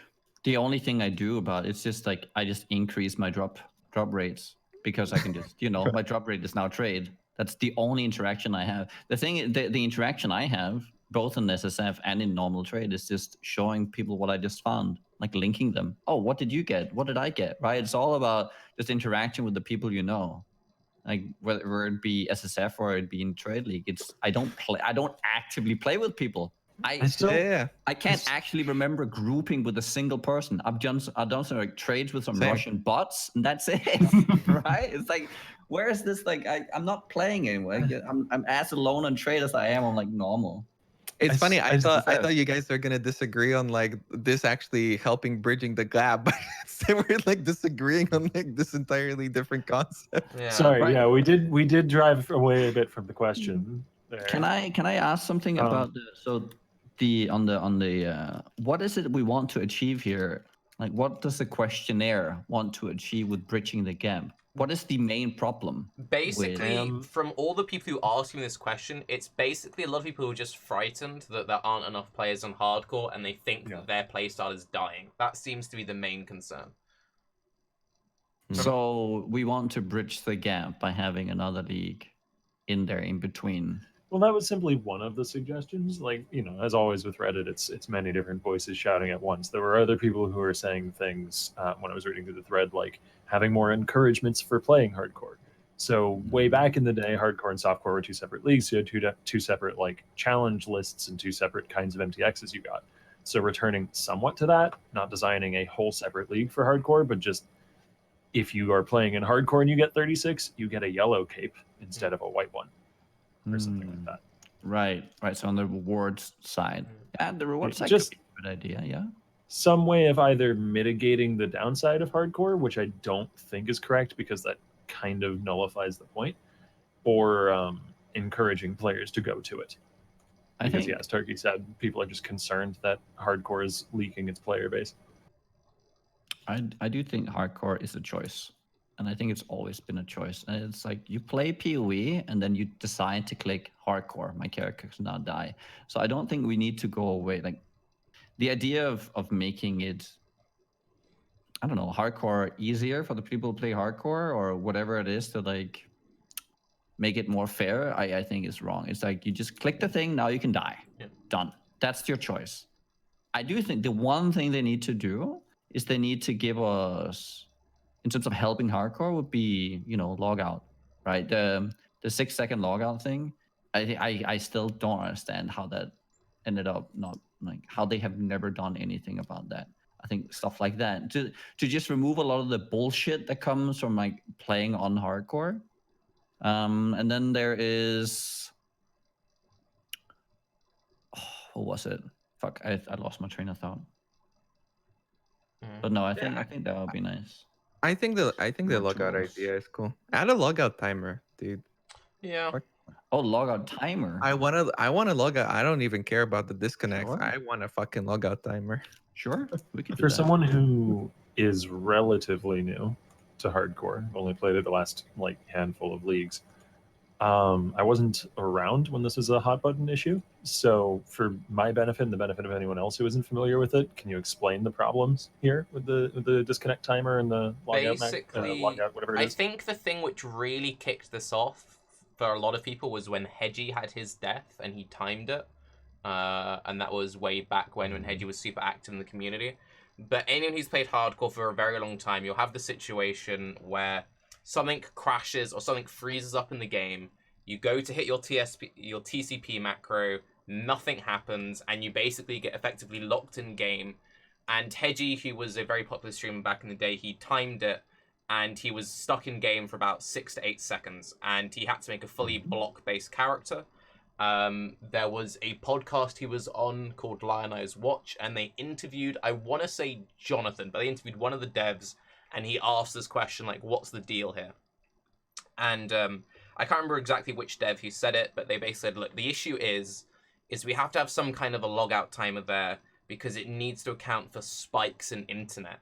And we're worried that if we let players have too much control over it, for example, let's say that Raiz set his, that he would get instantly logged out if there's a packet of loss of 1 second, then everyone would copy it, and then people would crash a lot whenever their internet changed a little bit. So instead of like currently where you like rubber band and stuff, the concern was that people would be constantly crashing, they wouldn't understand why, and they would complain. And that was the answer they gave. God, that would have been like 2 or 3 years ago now. And ever since then, every now and again, people mention custom logout timers, and there's never really been an update on it. Has the issue been mitigated at all by the improvement of servers over time? No. No, not at all. There's been zero improvement on this issue through the history of PoE. I guess I'm just lucky to not have run into it. I think you're a lot less likely to die from crashes, but you're like a lot more likely to die. It's happened to me. Like, it's more server problems, less game crash problems. This league, I've been having a lot more issues with it. I have this every league, so I always have a smooth start to the league. I didn't have any issues. The last patch they put out, I've been having constant like 4 to 5 crashes per stream, and I crash. My character's locked up. It doesn't matter if I use macros. It doesn't matter if I Alt F4. It doesn't matter if I task manager. I get stuck in. And then I'm playing softcore now, so it doesn't matter that much. But I'm trying to level my characters past 90, and I'm just like, let's log in and see if my auras have turned off. I'm gonna be really pissed if I just lost a bunch of XP. And it's like, I just lost a bunch of XP. That sucks. It's not an exclusively hardcore thing. If you're someone who plays softcore and you're trying to level up, it's still really annoying because you're like, great, I've just lost the last X hours of mapping. And I have very good internet, I have a very good machine, and when I have these issues, it's not a case of like I've been dropping frames, it's been purely the PoE servers have just gone iffy, and it's like, well, fuck. So yeah. Go. Do it. I feel like by asking for clarification, I've drawn us down a bit of a rabbit hole. So we got away from the question again. I apologize for that, but thank you. It was very informative. Sorry. I can't remember a point in time where I felt like it improved. It's more like, oh, this league servers were good, right? It's always the feel goods moment. So that's about it on that issue. Yeah. All right, well, on to the next question. This is very different, and I imagine a lot of you might... Oh, actually, before we go on, I'll say this, though, because a lot of people are afraid that hardcore is dying somehow. And I think Raiz was right. There's been a huge influx of players onto softcore, and I think that will trickle down, and people will they will try it out, and so by default, we'll get more players that way. I also think this league has been brutal for anyone playing hardcore. right? There's been a lot of like, oh shit, I'm just gonna get one shot, and it's come in a line, like in a long line of brutal leagues for anyone playing hardcore. We've had Betrayal and Synthesis. Synthesis was not a joke either. And now we have Legion. These are very, very dangerous leagues to play in. I wouldn't say it's like there's more bullshit deaths or anywhere like they were like degenerated into like a bad state, because this always been this way in PoE and hardcore. I just think that the mind, like the perception that we have right now is that hardcore is just not worth playing. It's too dangerous. So I mean, I don't know. It's easy to have that perception because like everybody's gonna see everybody die at the start of the league. Yeah. But like Timeless Jewels give you so much power, and it's still pretty unexplored territory even now. And yeah, by the time like that knowledge kind of reaches players and they end up building characters around it and actually utilizing the mechanics, it's already too late, right? So The way it's hardcore. You're supposed to die. We're so afraid of like losing anything. It's hardcore. Just give it a try. Like, so, you know, the point is to come die. over. Yes. But like people don't see it that way. Yeah. The way that I've approached it the last couple of leagues is, you know, I don't really mind too much when I die to one of my own mistakes. It's frustrating in the moment, but I can learn something from it and move on potentially and maybe build a new, more interesting character. But I get really, really annoyed, and I imagine a lot of people do too, when you die to something outside of your hands, like, you know, a bug with damage numbers or the game crashing because of betrayal, loading in times, that sort of thing. But GGG, with their current development cycle, usually have those things ironed out about a month and a half in. So I play softcore to league start, let GGG work on it, and then I play hardcore a month and a half into the league, which also has the benefit of giving me a restart on the league and keeping me interested in the league. So for anyone who's, you know, maybe on the fence about going into hardcore but is worried about crashes and bugs, it gets way better after about a month and a bit, because that's when most of the really, really bad things have been ironed out. So I suggest taking that approach. You also get to learn the game. People get to figure out new powerful tools in the meta, and you can make use of those things when you go into hardcore, because hardcore is where you try hard. At least for me. The problem is like you're a streamer, you keep playing, but like the people that you're talking to are going to be playing Dota 2 by then, you know, like this is true. This is true. Not everyone plays the full length of the league, but if there are people who are interested in playing hardcore, maybe if you take a break after 2 weeks of softcore, come back another few months in and play 2 weeks of hardcore just to see what the experience is like and try and learn from it. Because by then it won't be as buggy. You won't be as likely to crash. I'm not going to say it won't happen. It certainly still can, but it's much, much, much less likely when the league is more polished. It's not a pleasant reality about the current development cycle, but it is true. And a side benefit is that all the items that you find have a higher likelihood of selling. So when stuff stops selling on softcore, come to hardcore. It's very true. Sell. I actually started in solo self-found, but the character I wanted to play was like really weird and fucking janky, and I couldn't make it work in solo self-found, so I transferred to Trade League. And for the whole, this is going to make anyone who played softcore trade a little bit jealous, because I was astonished by it. For the whole first day, like 70 trades or more, literally every single person responded. Literally everyone that I whispered. Some of them responded saying, no, I don't have that anymore, sorry. But I didn't get ghosted by a single person until the second day that I was playing. And I bought a lot of stuff because I was, you know, buying to make up for trash solo self-found gear and buying some maps for Atlas completion. Everyone responded. It was great. It was funny. I switched early now, maybe like a week and a half into the league, and everybody responded for like, dude, like days. Like at least 3 characters. I haven't had a bad trade interaction. And like on Reddit, everybody was like, API's dead, everything's fucked. And I'm just like, I'm fucking balling here. This is it's got its ups and downsides. Because the downside is, if I want to buy that really specific rare item that balances my Wise Oak perfectly or something, that's going to be way harder to get. Yeah, it's like, not going to be. I was trying to get a 6 link. Yeah, I was trying to get a 6 link of a weird off meta unique, and it didn't exist. You have to roll that yourself. But if you're just like trying to buy a generic rare or trying to fill out your atlas or trying to trade some currencies, it's really responsive, really easy to get what you need. I messed up on that because this league for the first time I got so frustrated with like not being able to purchase the items because for the first time, like I mentioned earlier, I'm investing into characters. I got so frustrated with just like there not being shit that I can buy that I started checking the same stuff on softcore, and it's like hardcore. Oh no! Nine items. Don't do that. Don't stand at the fence and peer through the 380, like lag. 370 online. I'm just like, like Jesus Christ. Yeah, Bit of an aside here. Speaking of things on softcore trade, there's a lot of worms molts and immortal fleshes that are shaper touched. Don't do that. You can't chance into headhunter. You can't chance a shaped headhunter this league. Just for anyone who needed to hear that, who's been trying to. Don't keep doing that. You cannot. It is literally impossible this league. Wait, why do people think that works? Because they just maybe don't think about they're it being a rolling maps Nemesis with item. Nemesis. You know, as an affix, they're rolling maps with Nemesis and trying to chance it in there because they aren't aware it can only be done through the map device mod. Yeah. Just somebody in chat maybe needed to hear that. I wanted to save them their money.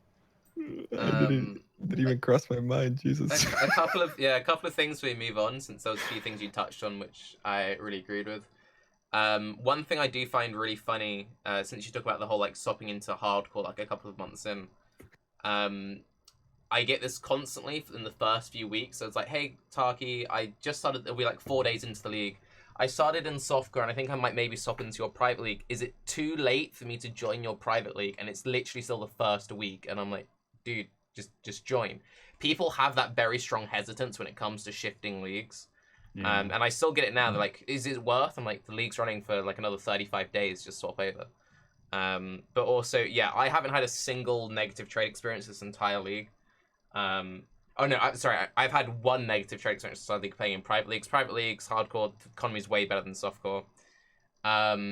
Because there's like 400 of us, when it comes to buying div card sets, it's a lot smaller. And we had enough div cards to make one Rigwald's Quills. And I'd been buying the set myself, and I had like 4 or 5 of the cards. And my friend wanted to buy the set off it. I'm like, okay, I'll sell it to you on one condition. I get to buy it back off you when you're done. And we've done a lot of trades like that in my league. He's like, sure, no worries. The fucker hands in the set, he balls the fucking quiver and it breaks. Nice. He did that on week 2. I'm still not triggered about it. I'm still not fucking triggered about it. He did that shit on week fucking 2. But, Did he double? Was it just a single ball? he or just double evolved. He corruption? didn't even double corrupt it, which made it so much worse. He literally bought it and then like, fuck it, mate. If he double corrupted it, I would have been annoyed. But the fact that he just Zingle Valed it made it even more painful. But anyway. So the next question we had in the Reddit Q&A thread was, any novels any of you would recommend? And while you think about that, there was a part 2. And a PoE related question. What content in the game is, in your opinion, not up to par to the rest? For example, Tormented Spirits. And he says he dislikes strongboxes. Hogfather by Terry Pratchett. Dude, I was actually going to recommend Terry Pratchett's entire back catalogue because I was obsessed with Just his stuff. everything. Yeah. But He was my favorite author growing up. I was going to say Good Omens just because you could read it and then you could also watch the series which just came out on Amazon. But yeah, fucking love Terry Pratchett, dude. Dude, Terry Pratchett is so oddly translated in Polish. When I was young, I got it like oddly enough for Christmas, which is like extra weird. But I got like 10 books from like another family member, and I couldn't read through any of them. So they're still like on my shelf, and I read like 2 in English since then. Pretty fucked up. If you're like into ARPGs, anything with Exile from Blizzard is really good from the Diablo books. There you go. Oh. Super good stuff. I can recommend that. He even had like a cameo in Diablo 3, I think. It's really I know Blizzard, all this stuff, but they have a lot of good I'll authors. back you up. The Blizzard books are really good. I've read like all of them. I've read all the StarCraft and the Diablo ones. Not that many Warcraft ones, but even the Warcraft trilogies are really good. Nice. I stopped reading the WoW books in Warlords of Draenor, but I've read every single WoW book until then, and I have them all because I'm a fucking nerd. Same. They're really Day good. of the Dragon was my favorite book for a long time, and the something with the Thrall book, like with his entire Yeah. backstory. It was Um, a really good book, man. what about But you, I'm also Niggy? into WoW lore like really badly. I haven't played really any read of my novels. I love it. Any comics you'd recommend to people?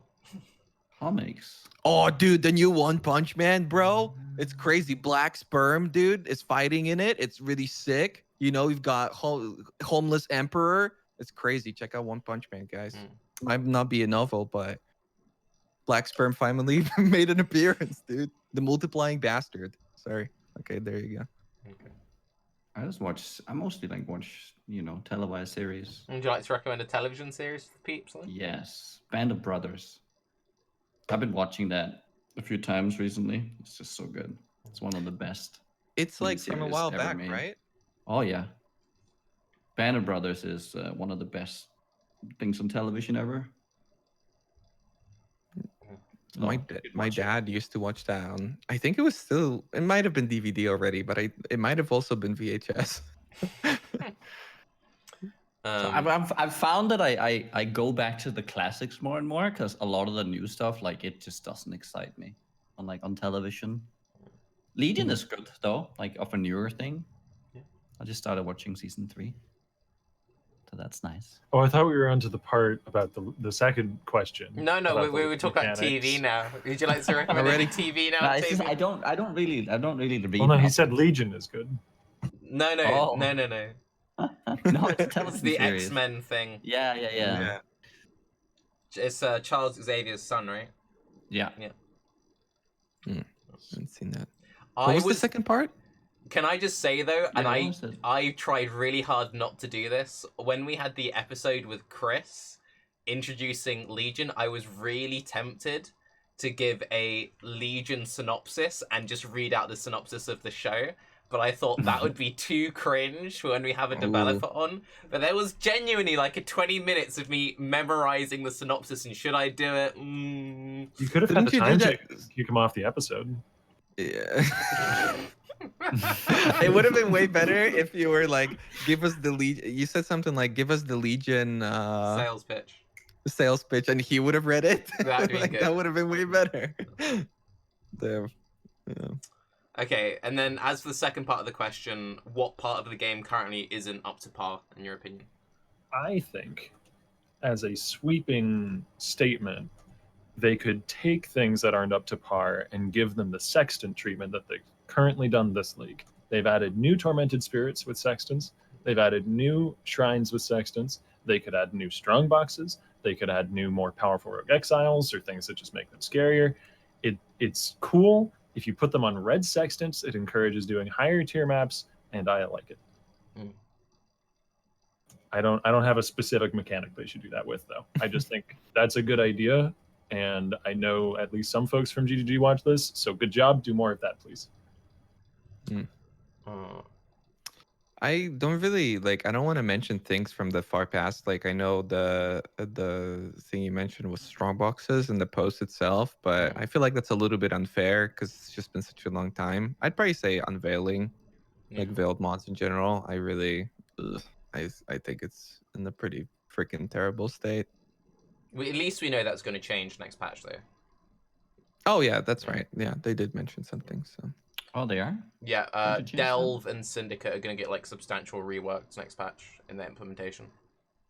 Ooh. So that'd be nice. Delve, they said. No, Delve is that's great news. It maybe substantial might be an overstatement in terms of Delve, but we know that they're definitely changing like software acquisition and it being account wide and all this other stuff. All right. Neat. But what about you? What was the exact question? Also, in PoE related questions, what content in the game is not, in your opinion, up to par with the rest of it? I.e., I hate tormented spirits and dislike strong boxes. I could go if you want to think for a bit. Yeah, just go. Okay. Just say Atziri, Noogie. For me, the thing which really pisses me off about PoE is Flasks. I think Flasks need overhauling. And I had a spicy take that I had on stream a while ago, And I've been complaining about Flasks and PoE since the first ever Baeclast. I think they need like some kind of change. One thing I'd be curious, and I'm curious what you guys think about this. Utility Flasks should be passive. They should be nerfed by a percentage. So they're not. So nerf all the utility Flasks. Make them passive. That way, they're still a choice of what you put into your build. Flasks Passive, what do you mean? like you just equip it and they're always active.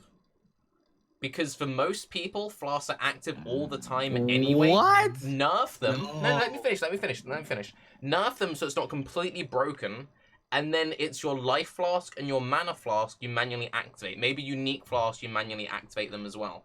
But the current state of flask I find so bullshit because you're just doing this with your hand 24/7, or if you do what I do and you have a mouse, you're just slamming the side of your mouse, and they're always active for everything except for some bosses. But the goal of most characters is to global the boss while all their buffs are active. I don't agree with this statement at all. That they're always like you'll run like reduced flask map, or it's like a little bit scary, and your character's not really fully developed, and you need to be very careful that your curse is up, or that before you click the boss, it freezes up. There are plenty of times where this is not the case, to where you have to like play active around them. Like the thing is, there's two things to that are bullshit. Okay. First thing is, I didn't know that we can choose things that aren't gonna get changed because fucking Flasks are not getting changed, Toby. Okay, like this is never going away. I'm not saying they were going to get changed. I'm just saying I don't like Flasks. Yeah, but I didn't know that we can choose like an unrealistic option. You know, then I'm changing like logout timers. I want my answer to be logout timers. They gotta add one. Fuck this, the bad internet people. You know, all this stuff. Yeah. But the second thing is, I don't think we need to go as far as to make them passive because of the examples that Nugi's totally made, and because Flasks in the past actually worked. That's true. Because they were situational, that you had to choose them, and they still work in that capacity when you're doing a boss fight, although not as much. And you know, and I guess you could argue that there's ways to like cheat around it, but they can work. But the current way they are working is absolutely atrocious for sure. I think the way you normally end up using the maps, sure, it's kind of annoying having like 1, 2, 3, 4, 5, 1, 2, 3, 4, 5, 1, 2, 3, 4, 5. I think the one thing which makes making them pass, because it's a very radical change, and when I first thought of it, it sounded stupid. The one thing where I think it kind of makes sense though is everyone has been like petitioning for more keybinds, and we really want more keybinds. And GGG said we want to give you more keybinds, but we don't know how we want to do it, and we've got limited action space. If we went from having to spam 5 Flasks to then only having 1 or 2 actives, that's 3 extra buttons we've gained. And suddenly we have more buttons to actually fucking play with. Jesus, Baeclast sponsored by GGG. Tarke, don't cover up their fucking bullshit with stuff like this.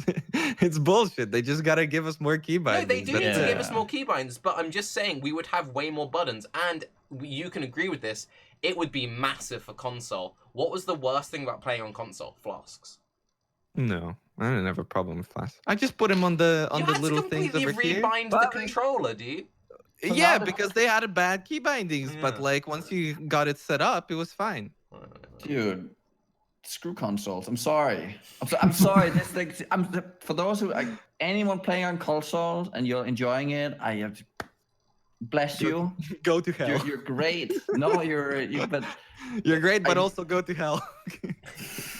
You're gonna die a virgin and alone, all right? Any console viewers who can't sub to Nugi anymore, I accept you. I think you're wonderful people. Just saying. Yeah. Don't please, start please. balancing the game around goddamn console. It's like, oh, Flasks suck on console, so therefore we can't have them on PC. They suck on PC as well. Let's be real. No, they don't. What if you use the little controller that has the little thing? You can practice, you know, all sorts of naughty activities, and also you add the extra key binding below. It's really console players' fault that they don't have enough keys as they should. These like fingers down here, they're not even using them, dude. And you gotta. Flasks is such a unique part of fucking PoE.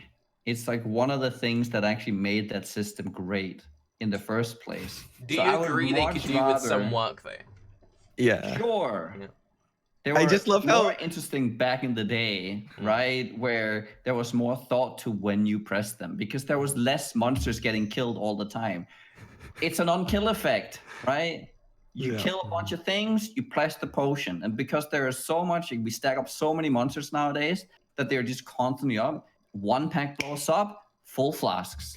I The would whole also be system is happy if just- they were cooldown based. That would also make me happy. Cooldowns are fine. I like Yeah, cooldowns a lot. I'm much more, just don't take away the active playstyle of the flasks. Yes. More decision making good.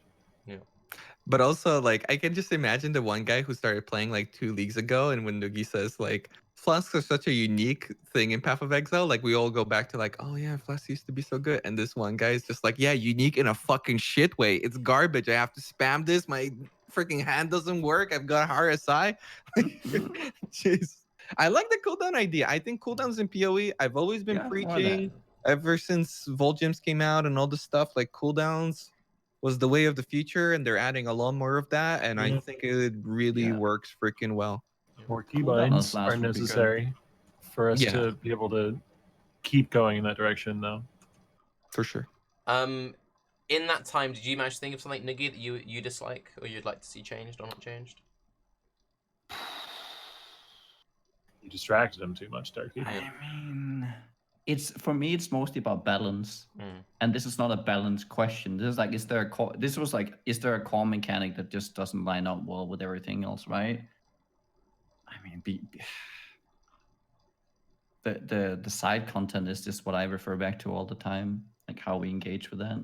It's more like a general thing of like how PoE flows. That's my concern. I think generally, I don't know, Stormbars are cool. I like when I click a box most of the time. I mean, the ghosts kind of suck, sure. I would agree with that. I'm Just sorry. kinda, Sorry. Some guy is like a toxicity system. Each flask used in succession has lesser effect. But if we just make it so that your character, like, the more you use your flask, you like just grow fat or you overheat or something, and your character goes slower. Just yoink the Witcher system. I just think Oh, that is there's that so what much it good is? content in Witcher? PoE, Yeah, right? Witcher's got like toxicity, and you've got to like balance out your patience and shit. Oh. Oh, okay. Cool. But okay, so this is an interesting question. This is a non-PoE question, and this is actually my question, but I got someone to put it in the Reddit thread for me. I don't think Noogie was done. Was Noogie done? Were you done? I thought you were done. Sorry. I interrupted Noogie. Well, I don't know now. So- No, I just I no, guess I he's don't. done. I don't think that there is content wise. Like, I don't know. I don't think PoE does. I think PoE does well in having good content across. Like even older content seems to be like, it's just the balance of it that's just off. Yeah. That's what I would say. In a theoretical world where either PoE stopped existing or you got like permabanned, basically in a world where you can't stream PoE anymore, what games would you move to? Well, that's an interesting question. You can't stream You can't PoE, stream PoE anymore. PoE is gone. but I can stream other games. Yes, because the question is, What what would game be would you the- play, Raiz? But like, have I already played PoE or Fuck. now? PoE doesn't right now. This isn't a deep question. It's a very PoE simple question. disappears right now. Right now, you piss off GGG and they're like, Raiz, you're permed. Boom, you're gone. You're now a streamer. You need a new game. Diablo 3. Hell yeah. I would go Would you for actually? variety. No. What did Noogie say? I would go full variety. Full variety. Yes. I don't think I would stream. It's what I do immediately after. Whenever I find like PoE being a little stale or anything, I just start playing a bunch of all the other thousands of good games that are out there. There's always like interesting games to play. So Raiz would stream his midlife crisis, I guess. It's actually true. I think I'd stop streaming. Yeah. I don't know. interesting. Like I would have like, it's just not worth it, because I would have the whole like in and out where I would be like really excited to stream and I would do it. And I can think of games that I could stream like short term that I would be really interested in, like classic WoW, certain different ARPGs, Dota 2 for sure.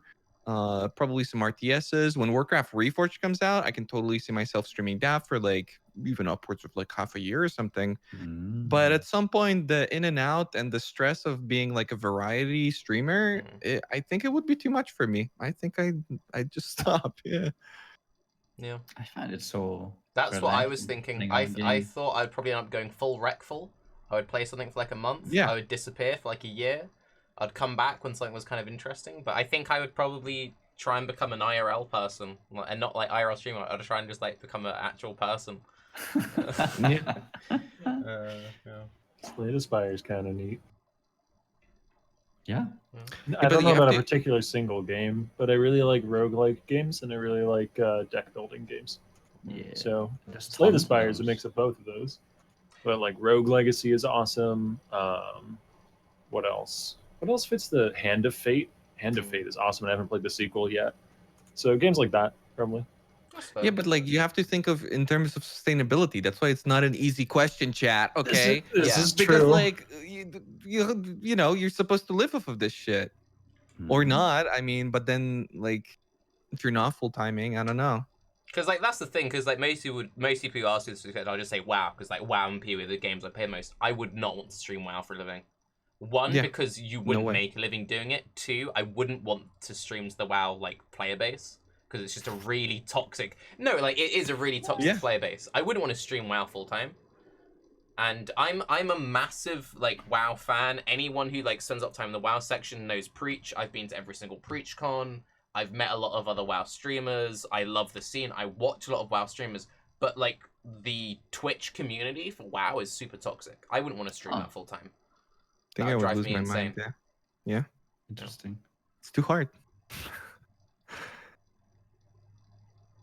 Have you played stuff like RimWorld, Factorio, and stuff like that, Octavian? I feel like you would. Management aspects of games generally are something that turns me off a bit. Oh, really? I don't really enjoy RTSs for that reason. Like, I enjoy strategic deck building. Mhm. I'm thinking of trying out auto chess or TFT or one of those things. I just never really had the yeah. time because I think that'd be something I like. It's very similar to deck building. It basically is deck building but with miniatures instead of cards. Hmm. TFT, from what I understand of it, or Dota auto chess, where you're like putting together this team on the fly that's supposed to be synergistic and work together and have all these, Mhm. have all these different aspects you have to build as you're going. That's what I really enjoy. So I don't enjoy min-maxing of resources as much as I enjoy that in Path of Exile from time to time. I don't enjoy it in like an RTS. I don't know why. Okay. Yeah, okay. I can see myself doing that because it would be like my PoE stream, but like even more whiny. I'd become like a bad, not funny, bad version of Reynad, like all the wittiness and everything gone, and then I would like slowly spiral into depression and quit. And yeah, I can see that. What is the best card game at the moment? Because I really like card games, but they're too expensive for me to play.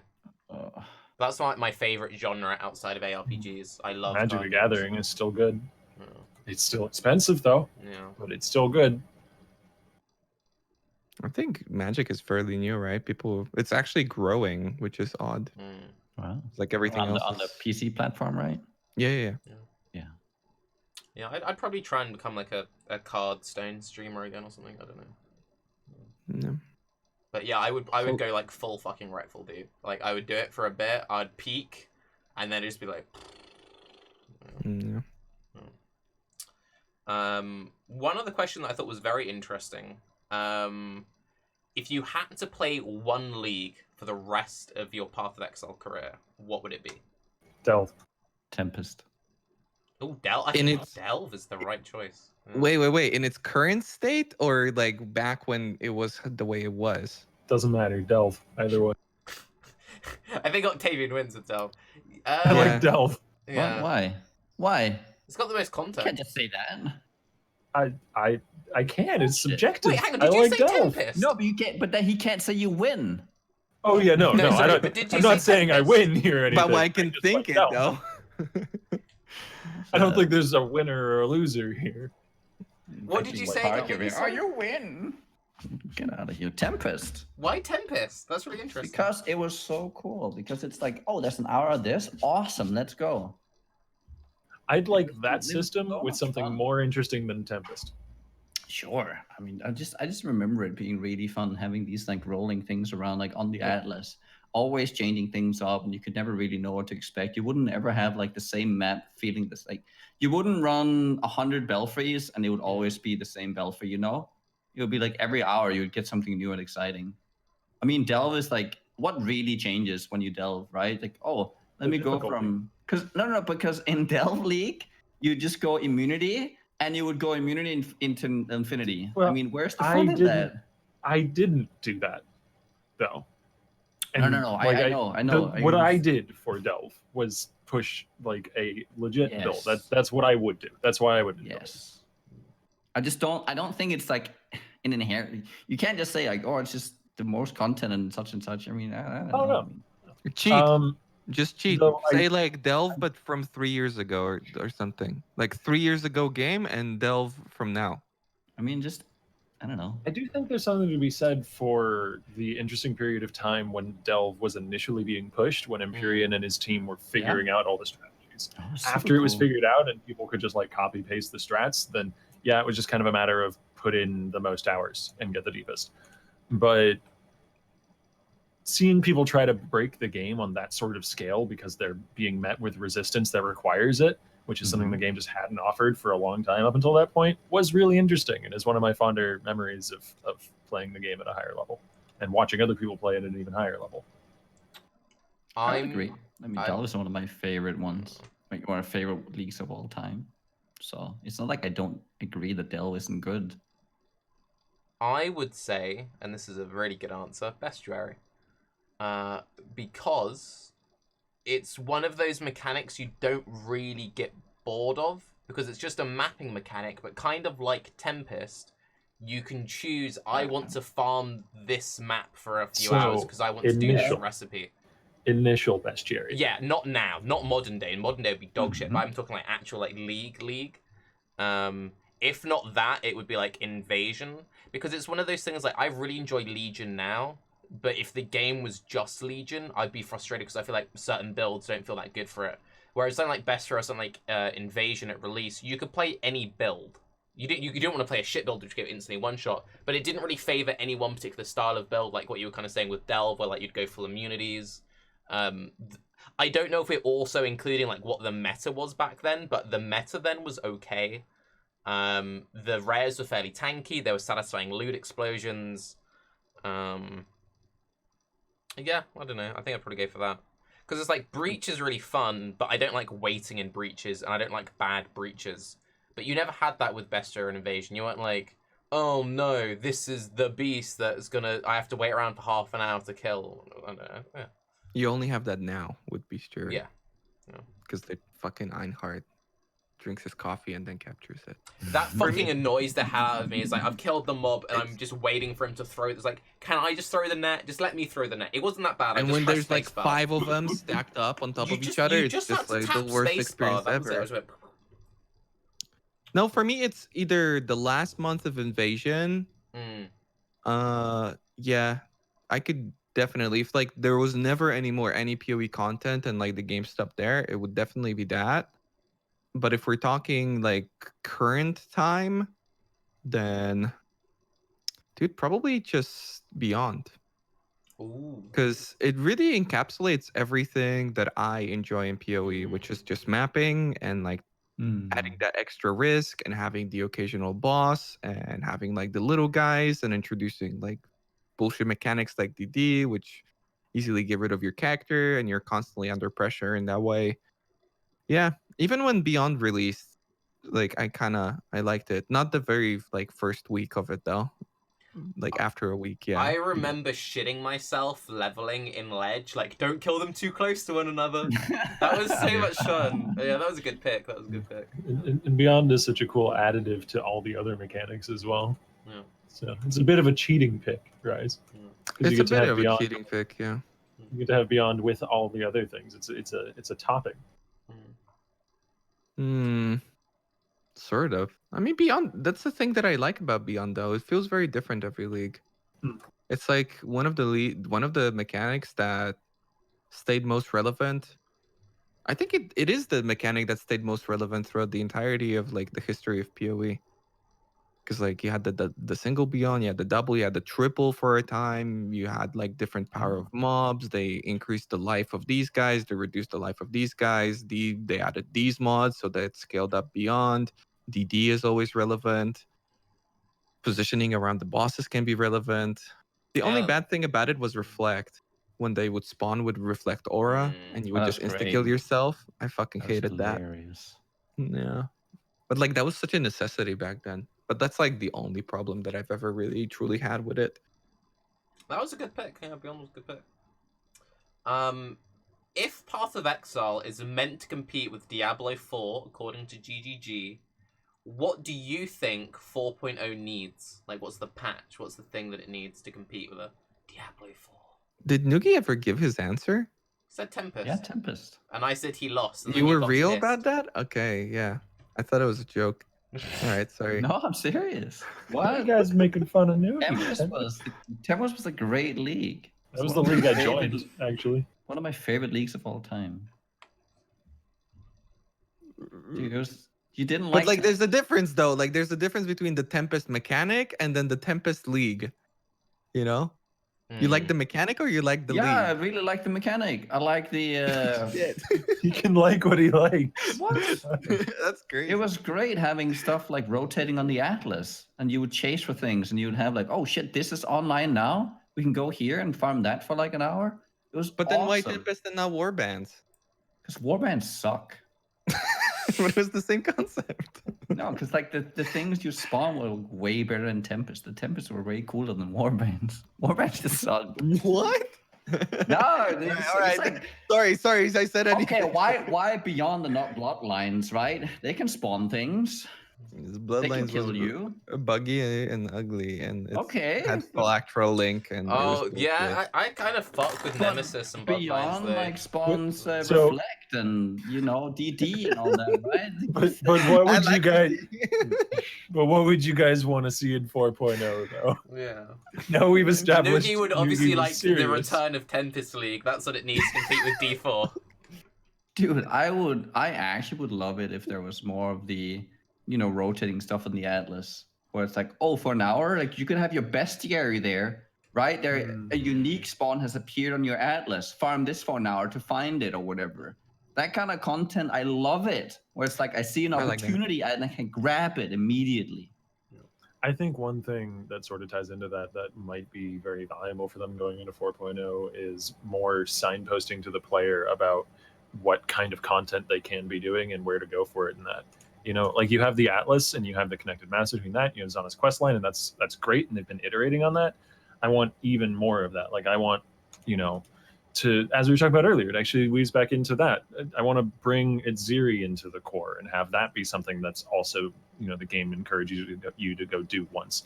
Bring Uber Atziri in, bring mechanics onto the Atlas like that. Like have even more goals you can be chasing, because that is only going to allow me to endure the league the whole length more easily.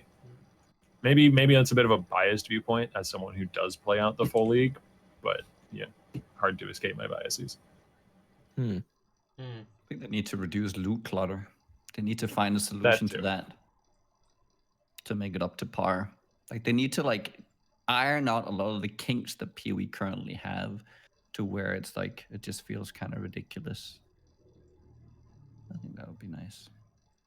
Yeah. I think that's needed. It needs to be a more polished product if you want to compete with Diablo 4.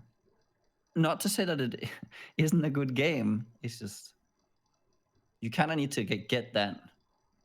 You need to compete on the polish that they have, that they will bring. Voice acting for the later acts.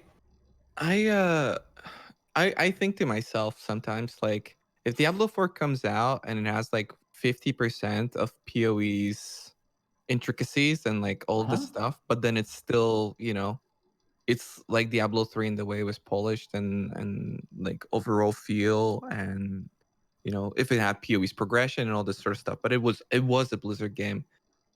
I really wonder if it wouldn't outweigh it for me. You know, like Oh, the PoE just D4 would outweigh PoE? yeah, I think so. Like PoE just changes.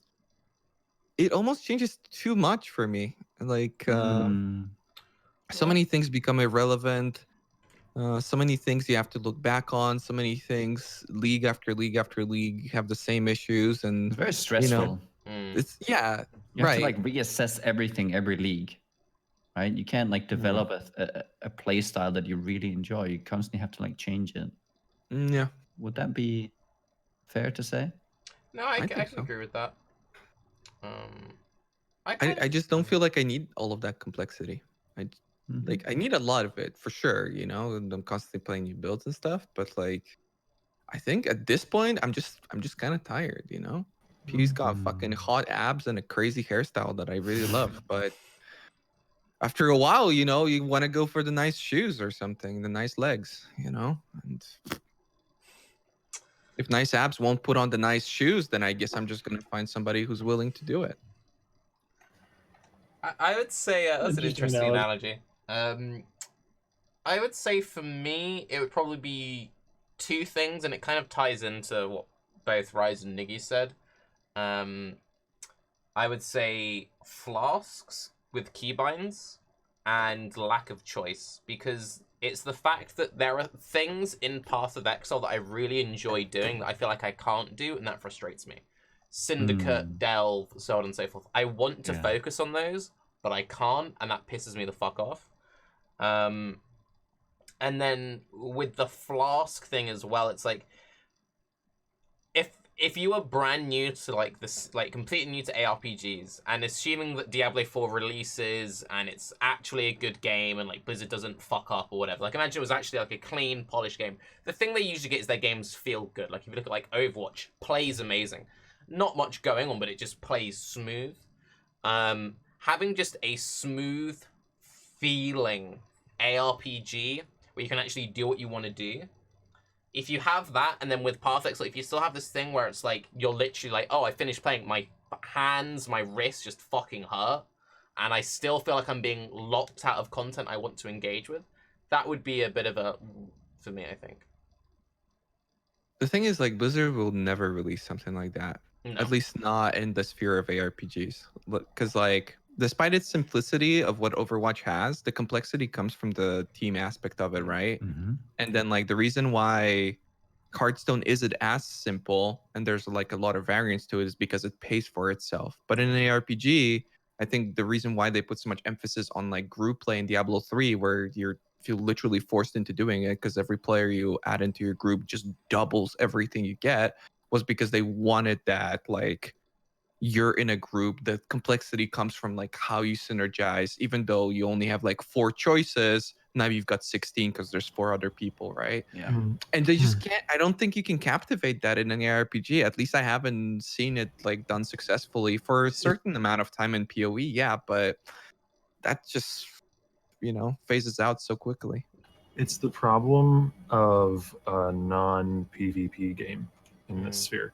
Because if you look at something, if you look at pretty much all the most successful games that you just mentioned there, things like Hearthstone, things like Overwatch, things like, you leave Blizzard, you talk about Dota 2 or League of Legends, they're infinitely replayable with relatively little input by the developers aside from balance and adding in new tools for the players, because the players make the variety for one another by having different playstyles and matching up against each other.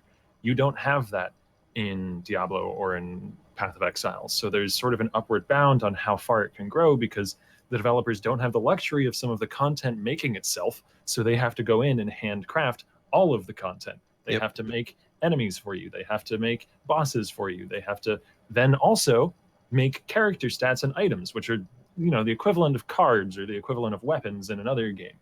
So there's like twice as much development that goes in, and it eventually becomes stale because it's never going to change. So it was part of the crux of Chris's GDC talk that it's just astonishing that Path of Exile has had the consistent growth that it has, and it's because of how rigorous their development schedule is. It's because of how much stuff they put out. You don't achieve that otherwise, and it's why a lot of other companies are moving away from the genre, because it's tons of effort for not more reward. You know, there's space there for money to be made. That's why PoE exists, but there's a cap. You can put in the same amount or less effort balancing and designing something like League of Legends or Hearthstone and get more success because you have to develop less in terms of like actual amount of assets and actual amount of number balancing for the same amount of playtime out of your player base. It's even funny, like when you never really hear stuff like revisiting content or like reusing assets and all this sort of stuff when we're talking other games, but in ARPGs, that's like the foundation of it, you know? So Yeah, it's how they cut back on that disadvantage. Yeah, exactly. You have to. So that's why I don't think something like that's ever gonna happen. I think Well, then maybe a more interesting I'll be stuck question. with PoE. Maybe a forever. more interesting question is, what would Diablo 4 have to do differently? What would Diablo 4 have to do right to make you want to play it over PoE? Or maybe not even over PoE, but what would it have to deliver on to make you want to play it? Content. Yeah, I mean, again, that's what we want It's as content. players. We want the new content. That's why Blizzard won't make it, because it's a ton of effort to make that content, and it's a ton of effort to keep making that content and keep people in the game, and they could divert those resources to a game that's going to be a lot easier to develop. I'm not talking about like easier to balance as in it's easier to balance a PvE or a PvP than a PvE. You don't have to be as balanced in a PvE game, but easier as in amount of man hours spent actually making things, you know, spent making art assets and designing enemies and things like that. See, I always find it interesting because, like, have you guys played much Borderlands? Yeah. The first game I played a ton of. The second game, not as much. Because I find it interesting, like, why is it that people still play Borderlands and they still play D2 and they'll still play, like, there are big communities still playing those games. So They're good games of their own. Yeah. So I mean, it's not like a but those games are not growing communities. They had at their release. I would. I mean, D2 definitely isn't a growing game. I don't know about Borderlands, but if we talk about it from a I developer wouldn't compare it, perspective, though, right? Like I feel like D2 is a little bit more like PoE than like, because they don't release content, but they still reset. They still have that appeal of like a Yeah, it fresh has a start, and then ladder. there's mods and Yeah. So I But feel like like, that's a little the different. cap, right? Like the peak must have been after the Lord of Destruction, right? It's not really like there came in a big influx. It's just I don't a know. lot of people stayed around. What if Median is that popular that like it No, peaks it's whenever not. Median releases something? No, I it's mean, not. it's a different time. It's a 15-year-old game, you know? Sure. Yeah, there wasn't that think- many people online back then. So it's like it could I don't think it could have peaked when it was Lord of Destruction. Just can't see it. Just weren't people online. I think one of the Anyway, key differences Borderlands, there, sorry. yeah, as far as Borderlands goes, I think one of the key differences there is that when someone's coming back after a year of not playing it to play Borderlands again for another run through, if you know, it's someone who's exhausted the game. They've played through all the DLC. They're just coming back to play it again. There's no new content for them to buy into. There's no new thing for them to purchase. So there's no more money going back to the developer at that point. If the developer wanted to incentivize further purchases, they would have to develop new DLC or develop new microtransactions, and that's more development time. And if you're, you know, running a game like League of Legends instead, then when someone comes back, even if there's nothing new for them to purchase, they're going to have a new experience because they're playing against a different player who's going to be playing differently, or with a different team who's going to be shouting different insults at them or something. And so they might be incentivized to stick around, probably not by the insults, and then pay some more money without the developers having to have made anything new in that space of time. There was a really interesting interview, and this is regards into Borderlands 3, because obviously a lot of people are excited for it coming out soon, and people are asking, like, oh, what plans do you have for future, like, DLC characters and so on and so forth. Anyone who doesn't know it, shoot at ARPG, and they often, like, release the game, then, like, a couple of months later, here's new characters, and this is that.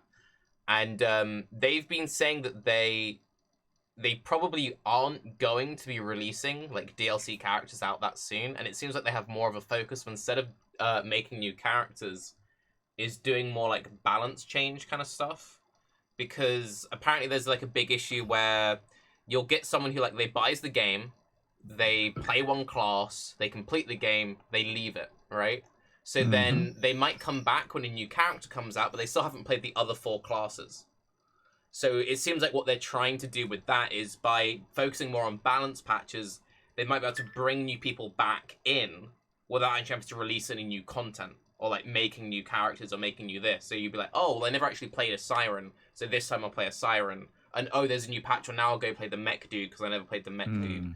And I think that's quite interesting that we're seeing that approach coming out.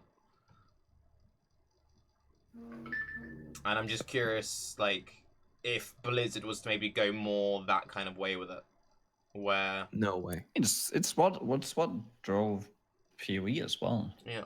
For a long time when there was less content around. What wouldn't you say? Yeah, I would Like, agree. No, because like I'm the thinking updates? Grim Dawn this whole time. You know? Okay. Yeah, and like at What do this you think point, about that? when like Grim Dawn is done. Like the devs said that they're not doing anything more. I mean, game's dead. I don't know. I wonder if like anything really even remotely is going to happen with it. And that's a game intended to be modded. It's created in a way that doesn't have like long-term multiplayer longevity because it's supposed to be like community driven. And I mean, there's going to be some people playing it for sure the same way, like you mentioned, like some people played like Heroes 3, right? There's nothing changing, but there's a community around it. But like, I don't know if, yeah, especially when it comes to Diablo 4, like I don't think Blizzard would release a product like that at this point. That's just not the way people make games anymore.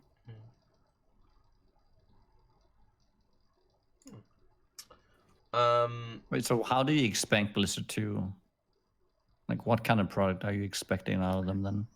I think they're gonna try and trick people into playing it. Kind of what they did with Diablo 3 and what they do with Hearthstone, and to a certain extent what they do with WoW. They're just gonna try and like put this carrot in front of people and keep them chasing the low value carrot, and the carrot's gonna be more and more old and rotten and disgusting, and the player's just gonna be like, I've invested so much time, I must get this carrot by now. You know, there's all basically like all these fallacies that, you know, it's just fucked up. But that's pretty much what I expect out of Blizzard by now. Yeah, which Probably sucks. with you on that. Yeah, But it is sad. Interesting. With Legion being a simple league and like the success of the simple league, obviously there's been a lot of complexity when it comes to like the timeless jewels and stuff. 3.8, are you wanting another simple league, or are you now finding you're getting a bit bored of Legion and you're missing that like synthesis level of depth?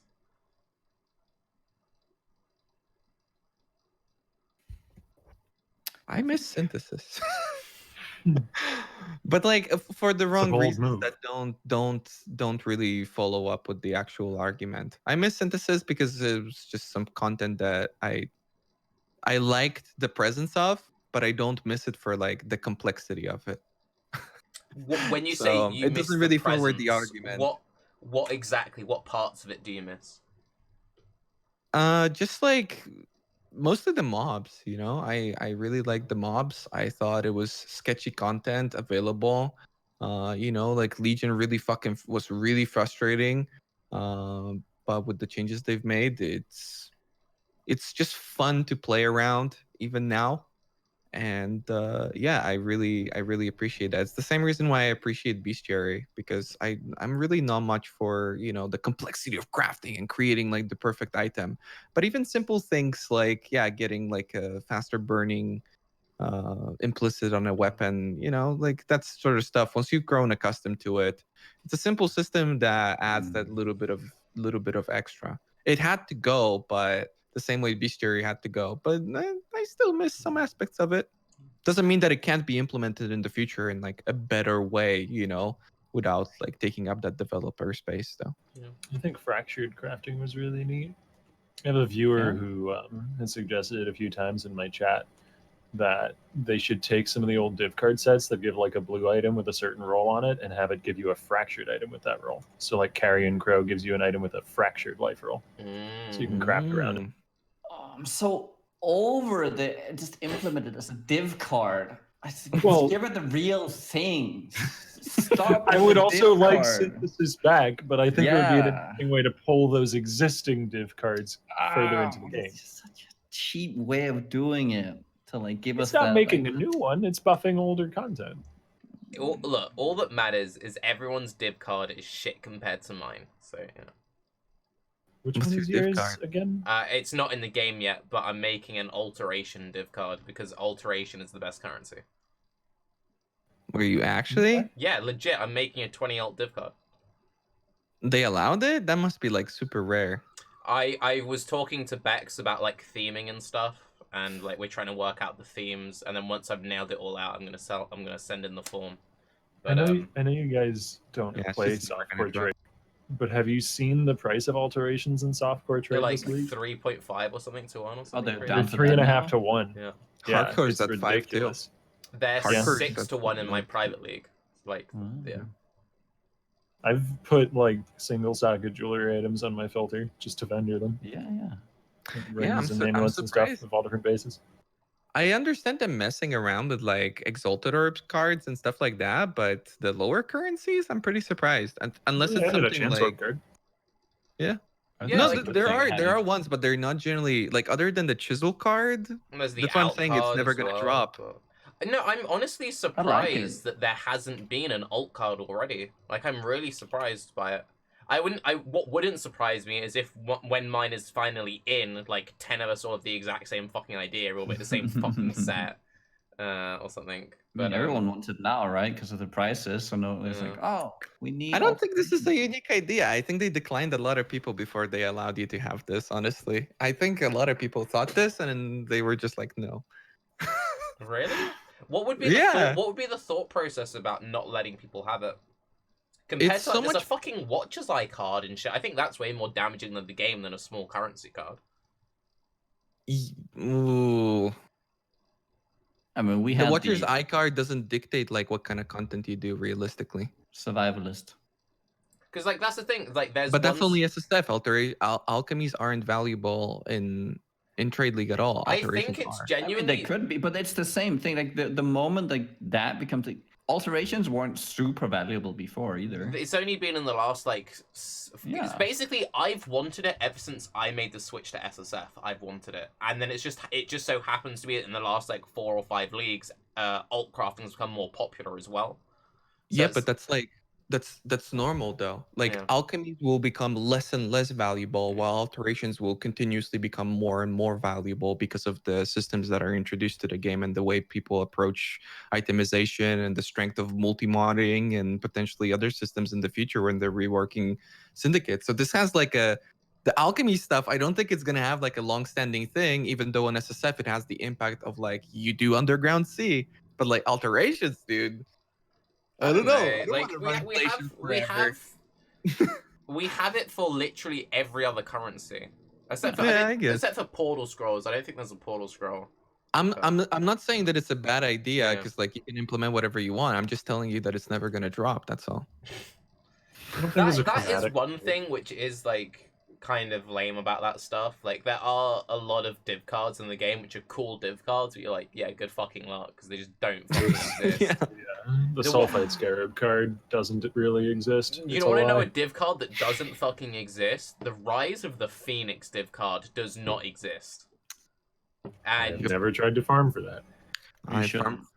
farmed for 17 hours and I gave up. I got a lot of mitts, not a lot of suns. And then I think Takeda from my chat farmed for like 27 hours and he didn't find a single one. And then I like dropped 3 Rises of the Phoenix in that time span.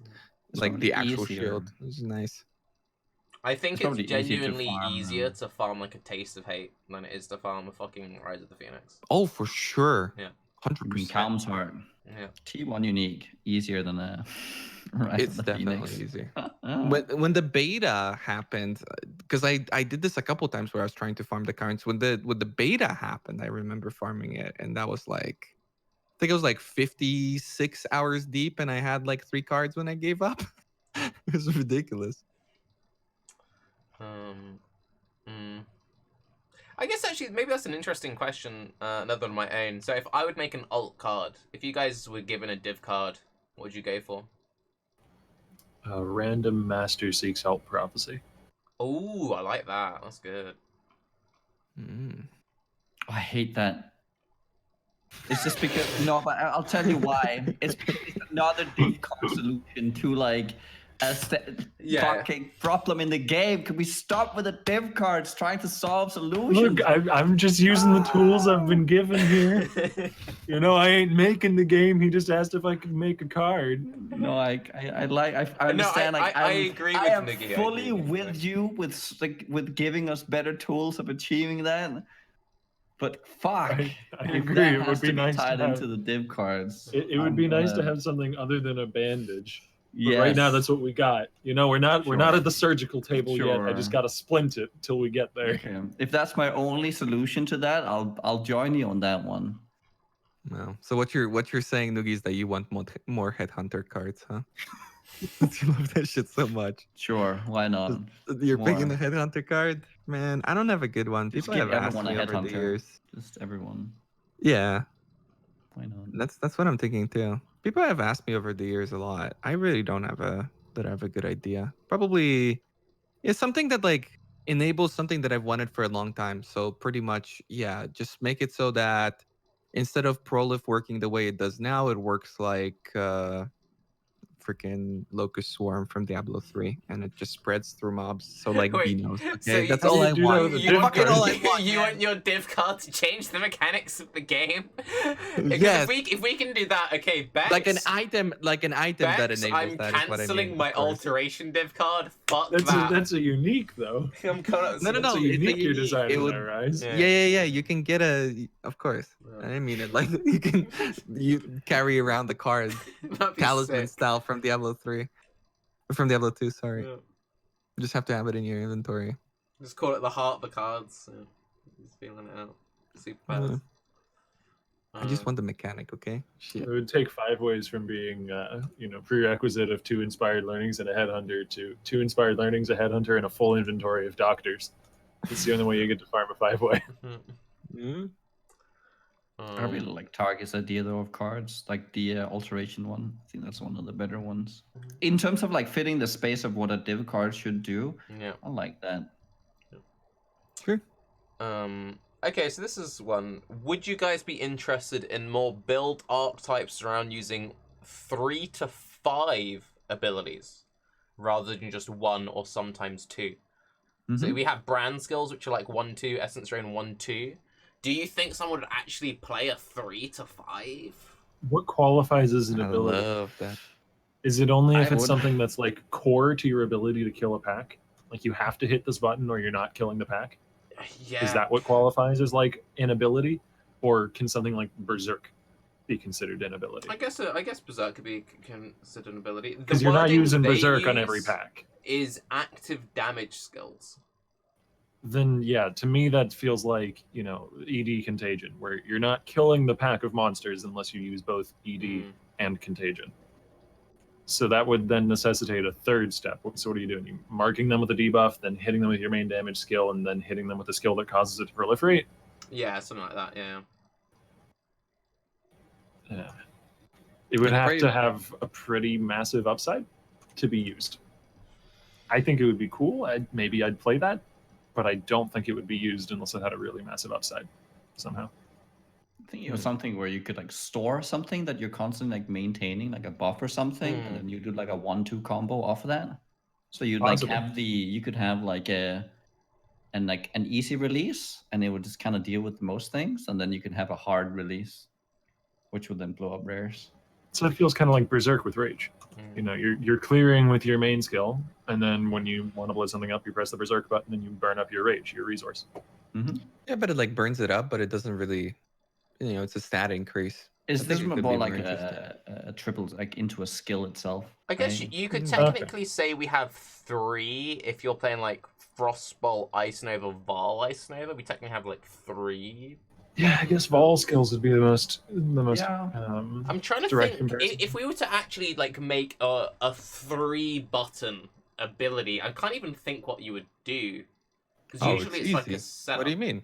Okay, well, It's like old trappers rotating EE one debuffs for the other, and then True. for the other, and you have to like apply the previous two for the third one to work. So you would use mean- like 2 different types of traps or 3 different traps of traps, and they would store charges. So then you have to use the other ones to then get the previous charge back. And the reason why people use 3 and not 2 was because of the limit of charges, and not because they were limited by elemental equilibrium. So like something like that, I kind of miss that. I miss that. I when you used to be How able to do run you- 5 of the same trap. I used to play like 4 fire traps, detonate dead. That used to be a fucking legit build back in Yeah, the day. man. I miss that. I'm just Slick. curious as to how you make that like relevant in modern day PoE. I'm not talking it has to be like the best meta skill, but something that people are interested Oh. in. Something Imagine that you'll see Wild like a Strike. 1% play rate or more. Imagine Wild Strike, but you actually play around it. Like if you need a single target, you use that, but like you can still utilize that to rotate. If you need like an arc, right? Like Wild Strike, like imagine Wild Strike, but being 3 different things and not being melee, but instead being like a spell, right? I would argue that there's not really more than 2 things you need out of a skill though. Like good clear, good single target. Carve makes a good So there'd point. be 1/3 of Wild Strike that wouldn't be used. Carve makes a very good point. Essence, Strain, Contagion, Blight, Vol Blight. And then you still have like Withers and shit like that as well. Yeah, but the argument was like, because like you mentioned the Ice Nova, but Yeah. you need to use the other one to Yeah. actually kill something. Do you think? I mean, that's like Storm. Like, saying that combo is like saying Stormbrand with Recall and Lightning Spire Trap, True. right? True. It's not really a 3-step Yeah. combo. It's more There's, like there's that. only so much time that can be allotted to the player before they kill the pack, or else the skill's going to be dead on arrival. So like one of the buttons is probably going to be instant. You know, it's probably Yeah. going to be a Oh, brand yeah. recall, or it's Mhm. probably going to be like a berserk or something like that. I love it. I Instant don't think skills. you can meaningfully import the idea of like combos from fighting games into Path of Exile, not wholesale. Because also- You can. I don't think it's impossible at all. You also have the issue though, as Octavian points out, that like the enemies just aren't tough enough either. I remember a while back I wanted to play a cremation and magma orb build because I was using a 6-link staff and I realized I had another 6-link.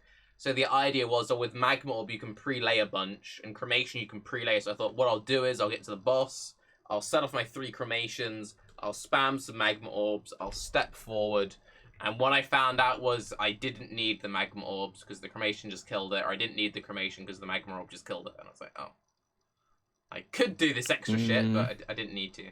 I mean, you could have Okay. something like, let's say a BV, and then so you have like BV where you stack up. So these are like stacks you maintain. Then you'll have like a 2-step where you can either, so the first one blows yourself up, and then it leaves a debuff, and then you can combust that off a 3rd skill. So depending on how many stacks you have, then you're like poof, and then you can then stack that on something, and you can then implode them or something. I don't know. Well, There's don't- always a way if they want to. I don't think any of this can exist until they address the skill bar. though. Yeah, Sure. yeah, obviously. Because if your main skill requires 3 different button presses, you're already just. Fucked. I'm not going to play that build because I want to be able to use a banner and like yeah. also maybe use flesh and stone, or blood and sand, and use like blood rage on my bar and use a move skill and use, I don't know, you guys know the drill. Yeah, for sure. Mm-hmm. Do you think we'll ever get like positional abilities? Because I've always found it weird that we haven't had more abilities, and what I mean by that is, for example, something which repositions enemies. I don't think we've ever really had that. They're very Vol scared lightning of warp. it. But like Vol lightning grouping warp, and they removed it from the abilities game. kind of stuff. We have reverse knockback, which is very memey, but we've never had like a throw grenade. I'm gonna pull the enemy to me. What could be cool, kind of like what Nugi was talking about, is if you had one button shoots out your projectiles, and then you press a second button to return your projectiles. Shit like that would be cool. Ooh, dude. Ooh, you could The like lay traps, Warhammer man. game that I played was really neat. Okay, so in that game there was a system where one of the classes had like its like unique ability was to control abilities. So then you would, for instance, send out an essence drain, and now you could click another button and you could control that essence drain and run around at the same time. So you could like, it's flying forward, you just turn it, to the right or something. And then you've got 2. And then you could make it so that, I don't know, like kind of what Southbound gloves are. like for instance, if you have an ability that deals a lot of damage, but the mob remains at 1% HP, and you can only kill it with like another ability, and like you can synergize those 3 things. So you can like make it fly around, so you don't limit your AOE. I don't know. There's ways to do it. Or like a mob stays at full HP until you hit it with another ability, and then only then does it like actually take damage. But like it's still powerful because it removes a stun. Like you can't stun with that anymore. You know. I just don't know if it would be actually like popular. If people would like it. Like why click Actually? 2 buttons when you can click 1? I mean, I hate to say it because I love totems and I love summoners and I always wanted that, but like tornado shot, you know, like shit. Okay, how about this? You know, we have so there are skills like SRS and Stormburst. Yeah. Mm-hmm. So they all spawn a bunch of like, you know, shit, and then you can move the Stormburst around. Imagine you have like an SRS Stormburst. So you spawn the little things and they follow you around and you clear with that and then you can blow them up.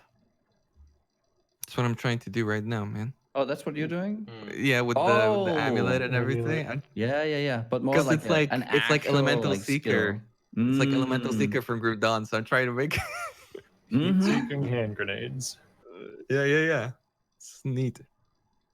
But you still need something to clear, that's the problem. And that's where like Noogie's idea comes into play. I guess that's imagine like Stormbrand would put a lot more brands and you just add a detonate in the end, like a detonate button. Because then you could reposition them all the time. And then you would eventually blow them up. But then you have to respawn them. Yeah, I like That that. would be a 3-step. That would be cool if brand recall didn't refresh the duration. So there would be a certain skill to like getting the most out of them, and then you press the 3rd button to detonate before they expire. That'd be cool. It's like funny, somebody's from GGG is listening and they've got this like list of 150 skills behind them that they just like never got around to, and then they've got a list of like 300 declined skills. Probably all of them we already mentioned. They're like these fucking amateurs. Yeah, it's just like fucking Rory just giggling like fucking shit. It's like these guys are idiots. They think you're so good at the game, huh? No. I think there's plenty of design space for cool abilities in PoE. It's just more about, you know, how do they go about implementing them?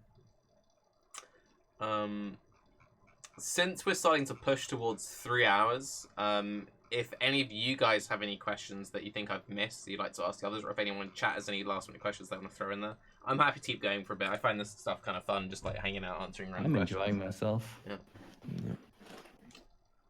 I'm cool, but I also gotta go in like 20 minutes. Okay, well we can do like 20 more minutes then. Okay, chat. Alright, hit us questions. We need you guys to predict the top 3 for the Atziri race. Tai killing. I'm with my boy. I mean, from the sound of it, Tai practiced a lot.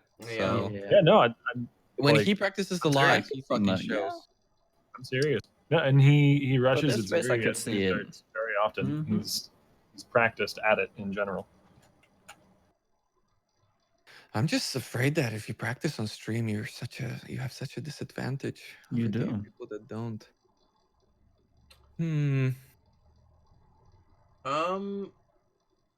I want my boy Crying to win something. I don't know if he will, but I believe in Crying. I don't know if he's even racing in Atziri, but I like him. Nice lad. Steel hasn't qualified yet, right? Yeah. Neither's Havoc, has he? No. Havoc. I'm predicting that Havoc is gonna have his computer blow up or some shit. He's gonna log in, he's gonna get to like Act 2, and then his like house is gonna get struck by lightning. It's like, sorry guys, I tried, but something happened, Unlucky. He's been on a really unlucky streak with these races and stuff. Hopefully his internet doesn't crash out on him again or something. I can see Waggle taking this one as well. I would bet on Waggle. On this one, I feel like he has this is like a race for him. Yeah, he just doesn't die. He's got the if he doesn't like get really fucked over with a midnight or something, I think he's strong enough in the early game, even though there's better players. But I think other people are just gonna die. I think it's the first 3 people that are gonna get there are not going to finish the fight. Yeah. Oh, I think they will. I could No. definitely see just the first one getting there, just straight up blowing him up. Done. 3 people. I'm betting on this. Okay. Mm. I think they're gonna die. I And the- Oh, I thought you were gonna list the first 3 people. I thought you were getting if real I had specific. to list the first 3 people, oh man, Steel 100%. If he doesn't die leveling up, he's Yeah. gonna die on Atziri. Oh. And then maybe Carve if he's doing it. I can see him like dying to a bleed, Yeah. and I can see him being first, and then That is just a running very around specific going, prediction. and then shit. I think maybe Ty, and we're just not gonna see it because he's not gonna stream. There you go. I would really like Waggle to win, actually, because I don't think Waggle's going to ExileCon otherwise, and I would like to meet Waggle. Waggle seems like I would like to have a drink with Waggle. Waggle seems like a cool fucking dude. Second place as well as a ticket. Second place as it's well. It's not a race spot. It's a silver You don't ticket. you get to go to ExileCon Yeah. off of Fuck, easy. who is it? It's Method. Method is paying for the Yes. trip out to ExileCon. Nice. for second place. Okay, in that case, anyone who's racing, can you just like let Waggle get second? Can we just all agree? Because I'd really like to meet Waggle. So can we all just agree that like Or first. if or first, but like if it doesn't look like he's gonna get first, just stop for a bit. You can get third. I think Waggle's gonna win. Okay, he's Yeah. gonna be the 4th player to Fuck get yeah. into Atziri, and then he's Oh wait, no, Carve is right. Second place is reserved for Uber. I would also like to meet Uber, and I don't think Uber's going either. Hmm. Right, okay, so can everyone let Waggle win, and can Uber get flown out? Is it against TOS for me to like rig races just so I can hang out with people? That's fine, right? I mean, I think it's fine. I don't think it's gonna work, but It'd be sick if it did though. If everyone's like, fucking go on there. Go. Okay. Yeah. One other question that I saw in chat, and I think we discussed this at the very start of the league, and we were talking about how with Legion we've been getting a bit burnt out because it's like all the best incursion loot doesn't drop in incursion, it drops in Legion. And Octavian said, I think we're going to reach that breaking point with stacked deck. Now that we're a month in, are you bored of stacked deck, or is stacked deck still fun and you want more stacked decks? I'm not bored of it yet, personally. My point was more that I think we're going to reach that breaking point with stack deck in a few leagues because it's been very successful here, and GGG is probably going to keep throwing it in as a reward for things because they've followed that pattern a few times with similar bait, I guess is the word I can use there, Yeah. on previous league mechanics. Octavian And wants to eventually fix it'll every- feel saturated. Octavian wants to fix every problem with divination cards, but also thinks stack deck is not good. Come on. I dude. like stack deck. I like right clicking it and getting disappointed. It's fun. Sure. I keep getting I like the exalted on gambling cards. of it. It's lovely. I could definitely see them not adding it in again and just having it like something that rotates in whenever they need, a bit of fun. I would rather they up the natural drop rate and maybe don't put it in as a league reward as often, and like quadruple the natural drop rate or something, so that I actually, and also the div card that gives them, make that actually drop. I think they forgot and didn't put it in the game. Stack deck? Yeah. No, lucky deck. It's a div card set what is lucky that gives deck stack deck. again? It exists, yes. Lucky It gives, deck, how many PoE. stack decks is it? Like It's like 7, I think, Mhm. or 9. Oh, wait, where is It's this the full drop again? thing. Yeah, I've seen it this drops. drop. Maybe So not I don't know if this it still Fuck, does, it's but 10. previously it dropped from tier 7 maps because 7 is the lucky number. Right. I That's don't know. kind of cute. Does that? I see. They might have they might have changed that. They might have just kept it on the original T7s. Wait, let me So just it's go and moved see if around. I Wait, have any of them. does that mean that do they have to be tier 7s, or could you like elder them to 16s, but the base 7 would still elder drop them. them? Yeah, you could all do It's just them. a There's map. initially be. I don't even know if that's still the case. You know, it may have been that like back when it was implemented, they were all T7s, but those maps have moved around. So you say I've they literally forgot to never put implement together a them? set of it though. No, they're in the game. I was joking, but Oh, I've like tried to target farm them before when they initially implemented them because I thought it was cool, and I couldn't put together a set in like 3-4 days of trying to farm for them. And anyone who's opened a bunch of stacked decks this league, which a lot of people have because they're really common, knows they're not really that powerful. So I don't see why the div card is that rare. I love how it's still like everybody does those like I opened 15,000 of these and fucking totally did not make my money. I love the fact that they're more expensive than they're actually worth. I think that's kind of like a staple of good design, you know, where people are having enough fun to actually purchase them and therefore overvaluing it, even though it's not particularly valuable. Same thing in Ancient Orbs and so many other. I mean, I don't think Ancient Orbs this league because they can't give you a Headhunter. But anything that can give you a Headhunter will be overpriced this league because people think they are going to get it. So they will go out of their way.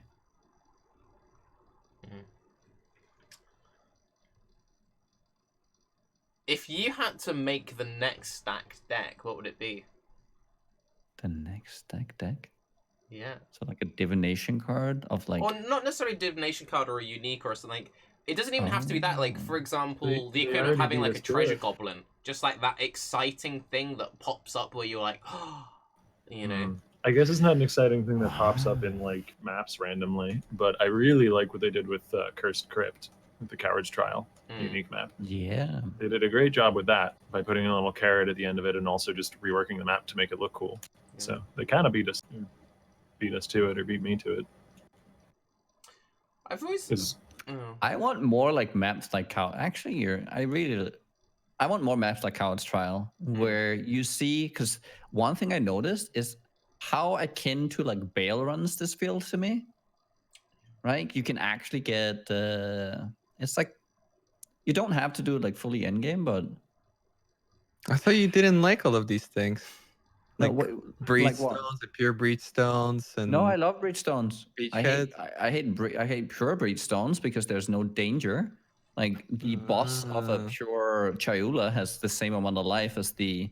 So whenever someone's like, "Oh, look at me! I blew up pure Chayula," it's like, yeah, but it's the same health as Chayula.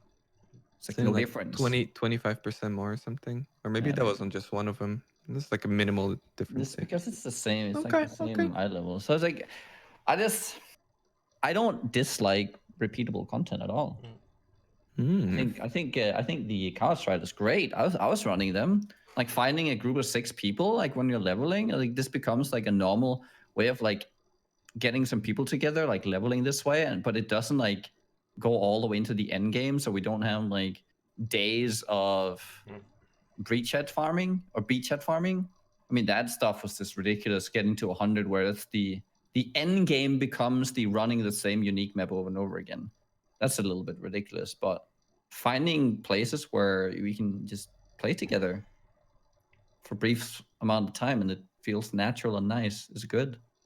I mean, to be fair, Coward's Trial, it was good in the past. I remember me and Kane used to buy them up and chain them. Yeah. Because they were criminally underrated. They used to be like 1 or 2 each, and we thought we were just scamming bitches because we'd buy them up in bulk. We'd get like 100 of them, and my stream would be resident sleeping because I'm like, oh, mate, I've got 100 Coward's Trials. And then the stream's like, wait, we have to watch you do 100? I'm like, yeah. It's very safe hardcore XP, or it was. It still probably is for the level, you know, if you're leveling through the late 70s, early 80s, something like that. Dude, Course Trial Back and Beyond was the shit. That was you would spawn like 2 bosses, 3, and you would just shit yourself. It's like way too much. Nobody can. Was that when they introduced the map? Was that Beyond? I think it was before. You think it was before? Yeah, I think it was one of the first ones. I vividly remember being the dedicated detonate deader, because that was a big thing as well back then, because it wasn't that easy to destroy all the corpses. So you would purposely destroy corpses as you were going, so you wouldn't get overwhelmed in the last room. And we went in with like a 6-man party, and it's like one guy was just there cursing, one guy was there just to destroy corpses. And then like people would be dying, and they're on you like, oh shit, you know, it was really hype. No, that's neat. Good way Chat says we need a rework for Pillars of Arun too. No, don't rework it. Remove it. Don't rework it, but put a hideout. That's the Oh, safest no. way. Oh no. Make it a No. pet. That would be the worst thing. If it No had, change. Put a hideout in. if it had like Yeah. the best fucking hideout as well. Oh god. Actually, I want them to do that. To be fair, do I it. could fuck Yes. with that. It would actually make a pretty cool hideout, like having the giant like. Yes. It would actually make a. And pretty you have to fucking hop good- around. It Yeah, would- it's that would super actually be fun. pretty cool. You have to, yeah, extra fun. Imagine having the waypoint on the other side, and then when somebody comes in, but there's no proximity on trading. They have That'd be, to no, that'd be perfect. re-implement proximity on trading. So No, like that would be for somebody great, to though, trade, like, you would have to go all the way. You know how people used to get pissed at people seeing like horrendous coins and shit? That's the ultimate protection. You put your waypoint like 50 hops away, so they've got to like flame dash for 20 minutes to get to you.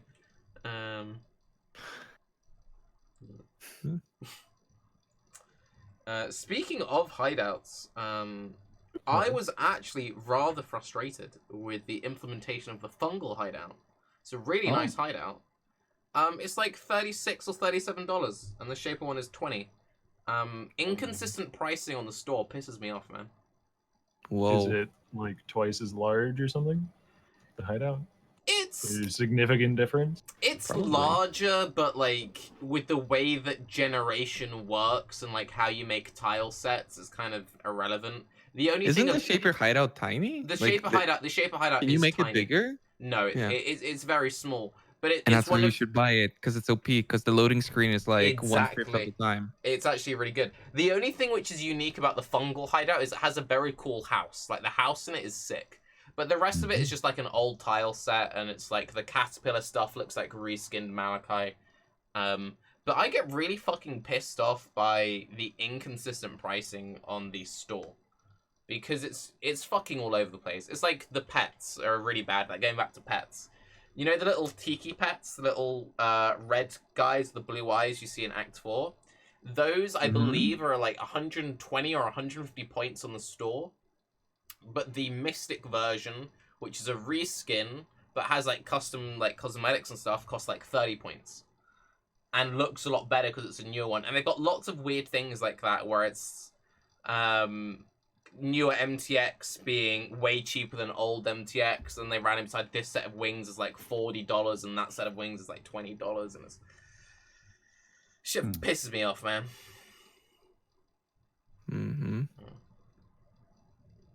That's frustrating. It's okay. We can take. Listen, GGG. We can take Tarke's. We're just gonna split it. If he doesn't get any more MTXs, we can totally take him. Just split it amongst us. Whoa, I'm not saying no. Keep giving me the loot boxes. I'm not saying no to getting the handouts. I still want that It's too shit. late now. They're trying to Right kill in the hand. There, If it my makes friend. you feel any better, Raiz, I was shit talking you to Bex one day, and I Why was. would that make him feel better? no, but this is why I was trying to get your loot boxes for that league. So it's like, you know. I've And been she there. said, "Go fuck yourself, huh?" Yeah. Oh, that was the league where she sent me double. That makes sense. Oh. Feels good. I'd high five Bex so hard right now. God damn. Feels good, man. But Any other pressing questions and concerns from the thread? I think we hit Or from everything in the thread. I'm just aware that Raiz needs to go soon. I guess if there's any... Does the passive tree need an update? Have you been playing Path of fucking Exile? Like, they completely changed the entire bottom of the skill tree in 3.7. Like, I love the. Well, swords are fucked. yeah. Okay, I guess just on Wait, the note what? of the passive Swords skill are tree fucked? thing, They're too good. they are very Oh. strong. Yeah, Do you okay. think that the 3.6 passive skill tree holds up? Like, does the top half hold up to how much they buff the bottom? Do you feel like they need to now go back up to the top half and change it? I think it holds up, honestly. They've added stuff on the top as well. I think the passive skill tree, I think, is one of the better parts of PoE balance right now, I would say. I agree with that. I think skill I balance love is out the ascendancy window, but I really do. Okay. Well. With Oh, go. the one thing I'm a little miffed at, we did lose Raiz, but the one thing I'm a little miffed at is the Mind Over Matter changes. Yeah. I don't think Mind Over Matter was in too powerful a spot before, and we've only added more and more competitive auras with the addition of like Flesh and Stone. So more reasons to reserve your mana. So that was making Mind Over Matter less attractive as an option. I personally really don't see And mana the leech is necessity so of the hard to change. get as well. Yeah, I and don't think I- though. I simply don't understand that particular change, Yeah. but it certainly hasn't killed the top of the tree. It's just been detrimental to particular builds up there. See, the thought process, just catch up, Raiz, we talk about, like, did they need to change Mind Over Matter? I think the thought process behind that was, and they even explained it in, like, a post, was stuff like Cloak of Defiance always felt shit. It's like, this is this really cool unique, but it always feels bad because you want the nodes behind it. So they were like, what we'll do is we'll move those nodes so you can use Cloak and still get good mana nodes. But But they made them into hybrid nodes. So it's like you can't. They're forcing you into this like weird hybrid meta. But yeah, I don't know. I feel like they could probably do some more stuff.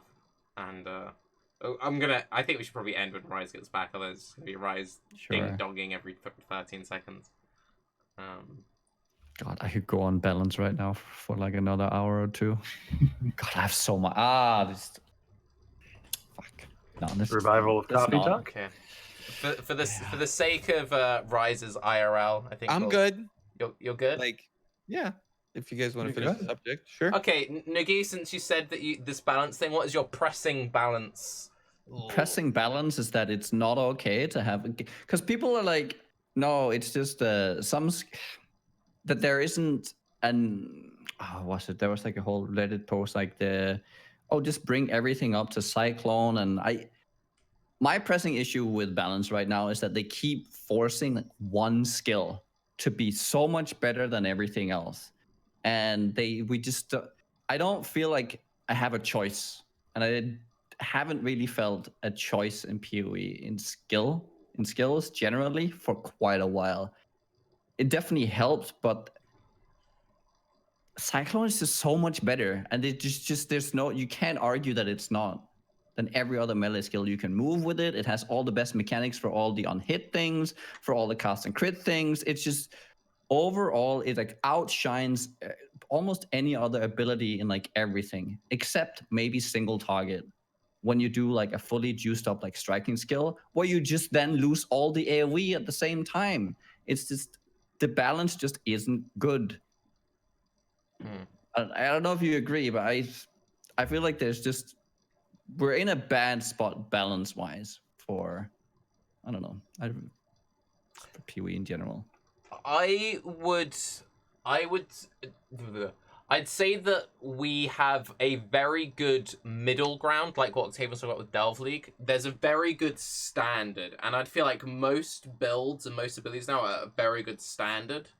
But the broken shit, the broken shit is really fucking broken. Yes. And I think really, I feel the opposite. I feel like in the past that's been way more prominent. With like Vol Spark and Vol Fireball, like those things stood out so much more than what it does now. Like Cyclone's maybe pretty crazy with like Headhunter and like Emblem. It's really nice that you can like customize it. Yes. Again, which is why people play it. But I definitely don't think it's like the freaking be all.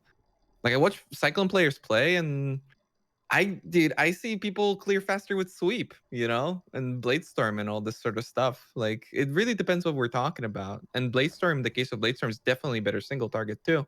So it's definitely not like I definitely agree that there's a disparity, but I don't think it's as huge as we're making it out to be here. You're so limited on some of the other skills though, right? It's like For sure. Can use. Imagine if you couldn't use swords on Bladestorm. Oh my goodness. Yeah, I mean, yeah, for sure. I think it's fine to have Cyclone the state that it's in, like for a league, but I definitely think that it just wasn't a good idea, because it draws attention away from all the good things that they've done with like the other setups. Yes. So yeah, it's just so in your face, for sure. Yes. And I think because this whole thing I feel like started with Arc, and their response to that was, we need to push one skill that people can identify early on. And God, I disagree with this idea that this league it's Arc, now it's Winter Orb, now it's Cyclone. I mean, can we just have a semblance of balance to where it's like you don't feel like you're pigeonholed into this one skill? I agree to an extent. I think Essence Drain is a good example of this. So Bane is still good. Like, Bane is still a perfectly fine skill. Soul Rend is still fine. Bane is better than Soul Rend, and then like Essence Drain Contagion is better than all of that. It makes sense for Essence Drain Contagion to be the best because it requires more input, right? So that makes sense to set the standard. I think for Cyclone to be one of the best melee abilities, but also the smoothest melee ability and the easiest melee ability to play, that I think is a bit weird. Winter Orb was broken, but Winter Orb was a very particular play style, so that I didn't mind so much. Because it felt completely different to everything else. I mentioned at the start of the podcast, but I think there is some factor at play here as well of the player base growing and improving. I think there's a larger percentage of the player base that can be said to be good or at least decent at Path of Exile, and there's a larger number of players, so that percentage is just a larger absolute number as well. So I think in a situation like that, you're going to have a meta more harshly take shape and more quickly take shape, because we have more tools to access what other people are playing, what everyone is doing, and more people are going to know how to and want to make the best build. I agree that there's been too much of a gulf between builds that are, a 6 out of 10 and builds that are a 10 or an 11 out of 10. But I think even if the difference were a 7 out of 10 and a 9 out of 10, we would still have a massively larger percentage of the player base playing a given skill than in past leagues, even if the difference were relatively minor. Because I think people are just, like, the game's getting bigger and people are getting better and people are going to latch onto that meta skill more quickly. Yeah. And it's never ending, right? Like, Essence Drain did get a damage boost for sure, but like, it's the addition of the passives, it's the change the density, the type of maps you run, like all of this stuff. It's just a never ending change, and I think that's a good thing, right? Because as much as it sucks a month into a league that like maybe a large chunk of the player base is playing a single skill, there's a pretty large chance that the next league's gonna be something different. And what's especially something that I really like is that I've never had the problem of I usually in the past had the problem of like, what do I play? Because everything just kind of sucks compared to this thing that I played. And now there are definitely things that are stronger, but there are so many things that are that 6, 7, 8 where I can't pick because there's too many viable things. And I think that's a great success. And if you have that approach, you'll be a lot happier. I think it's Just forget about it. Just close your eyes, bro. Just like turn off your monitor, lol. Like, the on, middle ground definitely has improved. I would agree with that. I feel like as an end game player, I really would like them to address the end game, the state of the game a bit more. It's like, oh, but just, don't care, don't whatever, right? You look at delving as well. Like Guardians, it's ridiculous, like how much of a difference there is between playing a Hoa Guardian versus anything else. And it's just been Hoa has been like in the game for so long now. It's just absolutely ridiculous. I agree with you, Herald of Agony. I agree with you, Herald of Agony is in a bit of a silly position still, even post nerf. But I think Delve is not a place you can really make this sort of comparison, because Delve is a filter that's designed to find the one build. It will eventually find the one build that's 5% better. So you're always going to have, if you're talking about the tiny meta of people who want to push Delve as far as possible, particularly in hardcore, you're always going to have it just filtered down to one thing. Sure. This gets kind of boring if it's the same thing every league and it feels like it's not really changing. Like, is it really the worst thing to go? Right. So the argument here is that we can do it for the standard game and we just like throw in a new skill every league. So why can't we do that for hardcore? Or not for hardcore, for the end game? As if this is somehow no, you can't do it there. It's just going to be the same thing because it's just how it is. It's this, you make the same argument just for different parts of the game. Yeah, I think the model that we had, because this is the thing as well, and Chris has said this multiple times, they're not trying to achieve balance. They're trying to achieve a meta shift. Yes. And before in Path of Exaltation, when they've tried to achieve balance, they've been a lot more conservative with their changes, and we've seen less changes. Whereas now what they're going for is they're just trying to go for a solid meta shift. And they kept using the terminology about like there being a simple build. So like we're going to push this place, we're going to push an archetype, be it melee, and then we're going to push this skill. So it's like we're going to push Chaos dot builds, and then we're going to release Soul Rent and Bane because they are easy builds to use. And I think while it's not perfect, I would rather we have frequent, powerful change than we went back to the old way of things, where it's like Freeze Pulse as God or like Ethereal Knives as God, and that's it. Obviously, it'd be better if we had something more in the middle, but they've only really been trying this new method since Incursion. That's true. Like we're only like what 3 leagues into this setup. So it's just keeps slipping through. That's all. It kind of frustrates me how like it just keeps slipping through, like the huge disparity of some skills. That's all. I'm just a bit frustrated on that part, that it ends up in like the same thing over and over again. That's Obviously, fair. To Octavian's point, right? We are getting better, but we're not getting that much better, that much faster. That's just it's much easier now to identify like the skills that are just that good because they just stand out when you play them. Yep.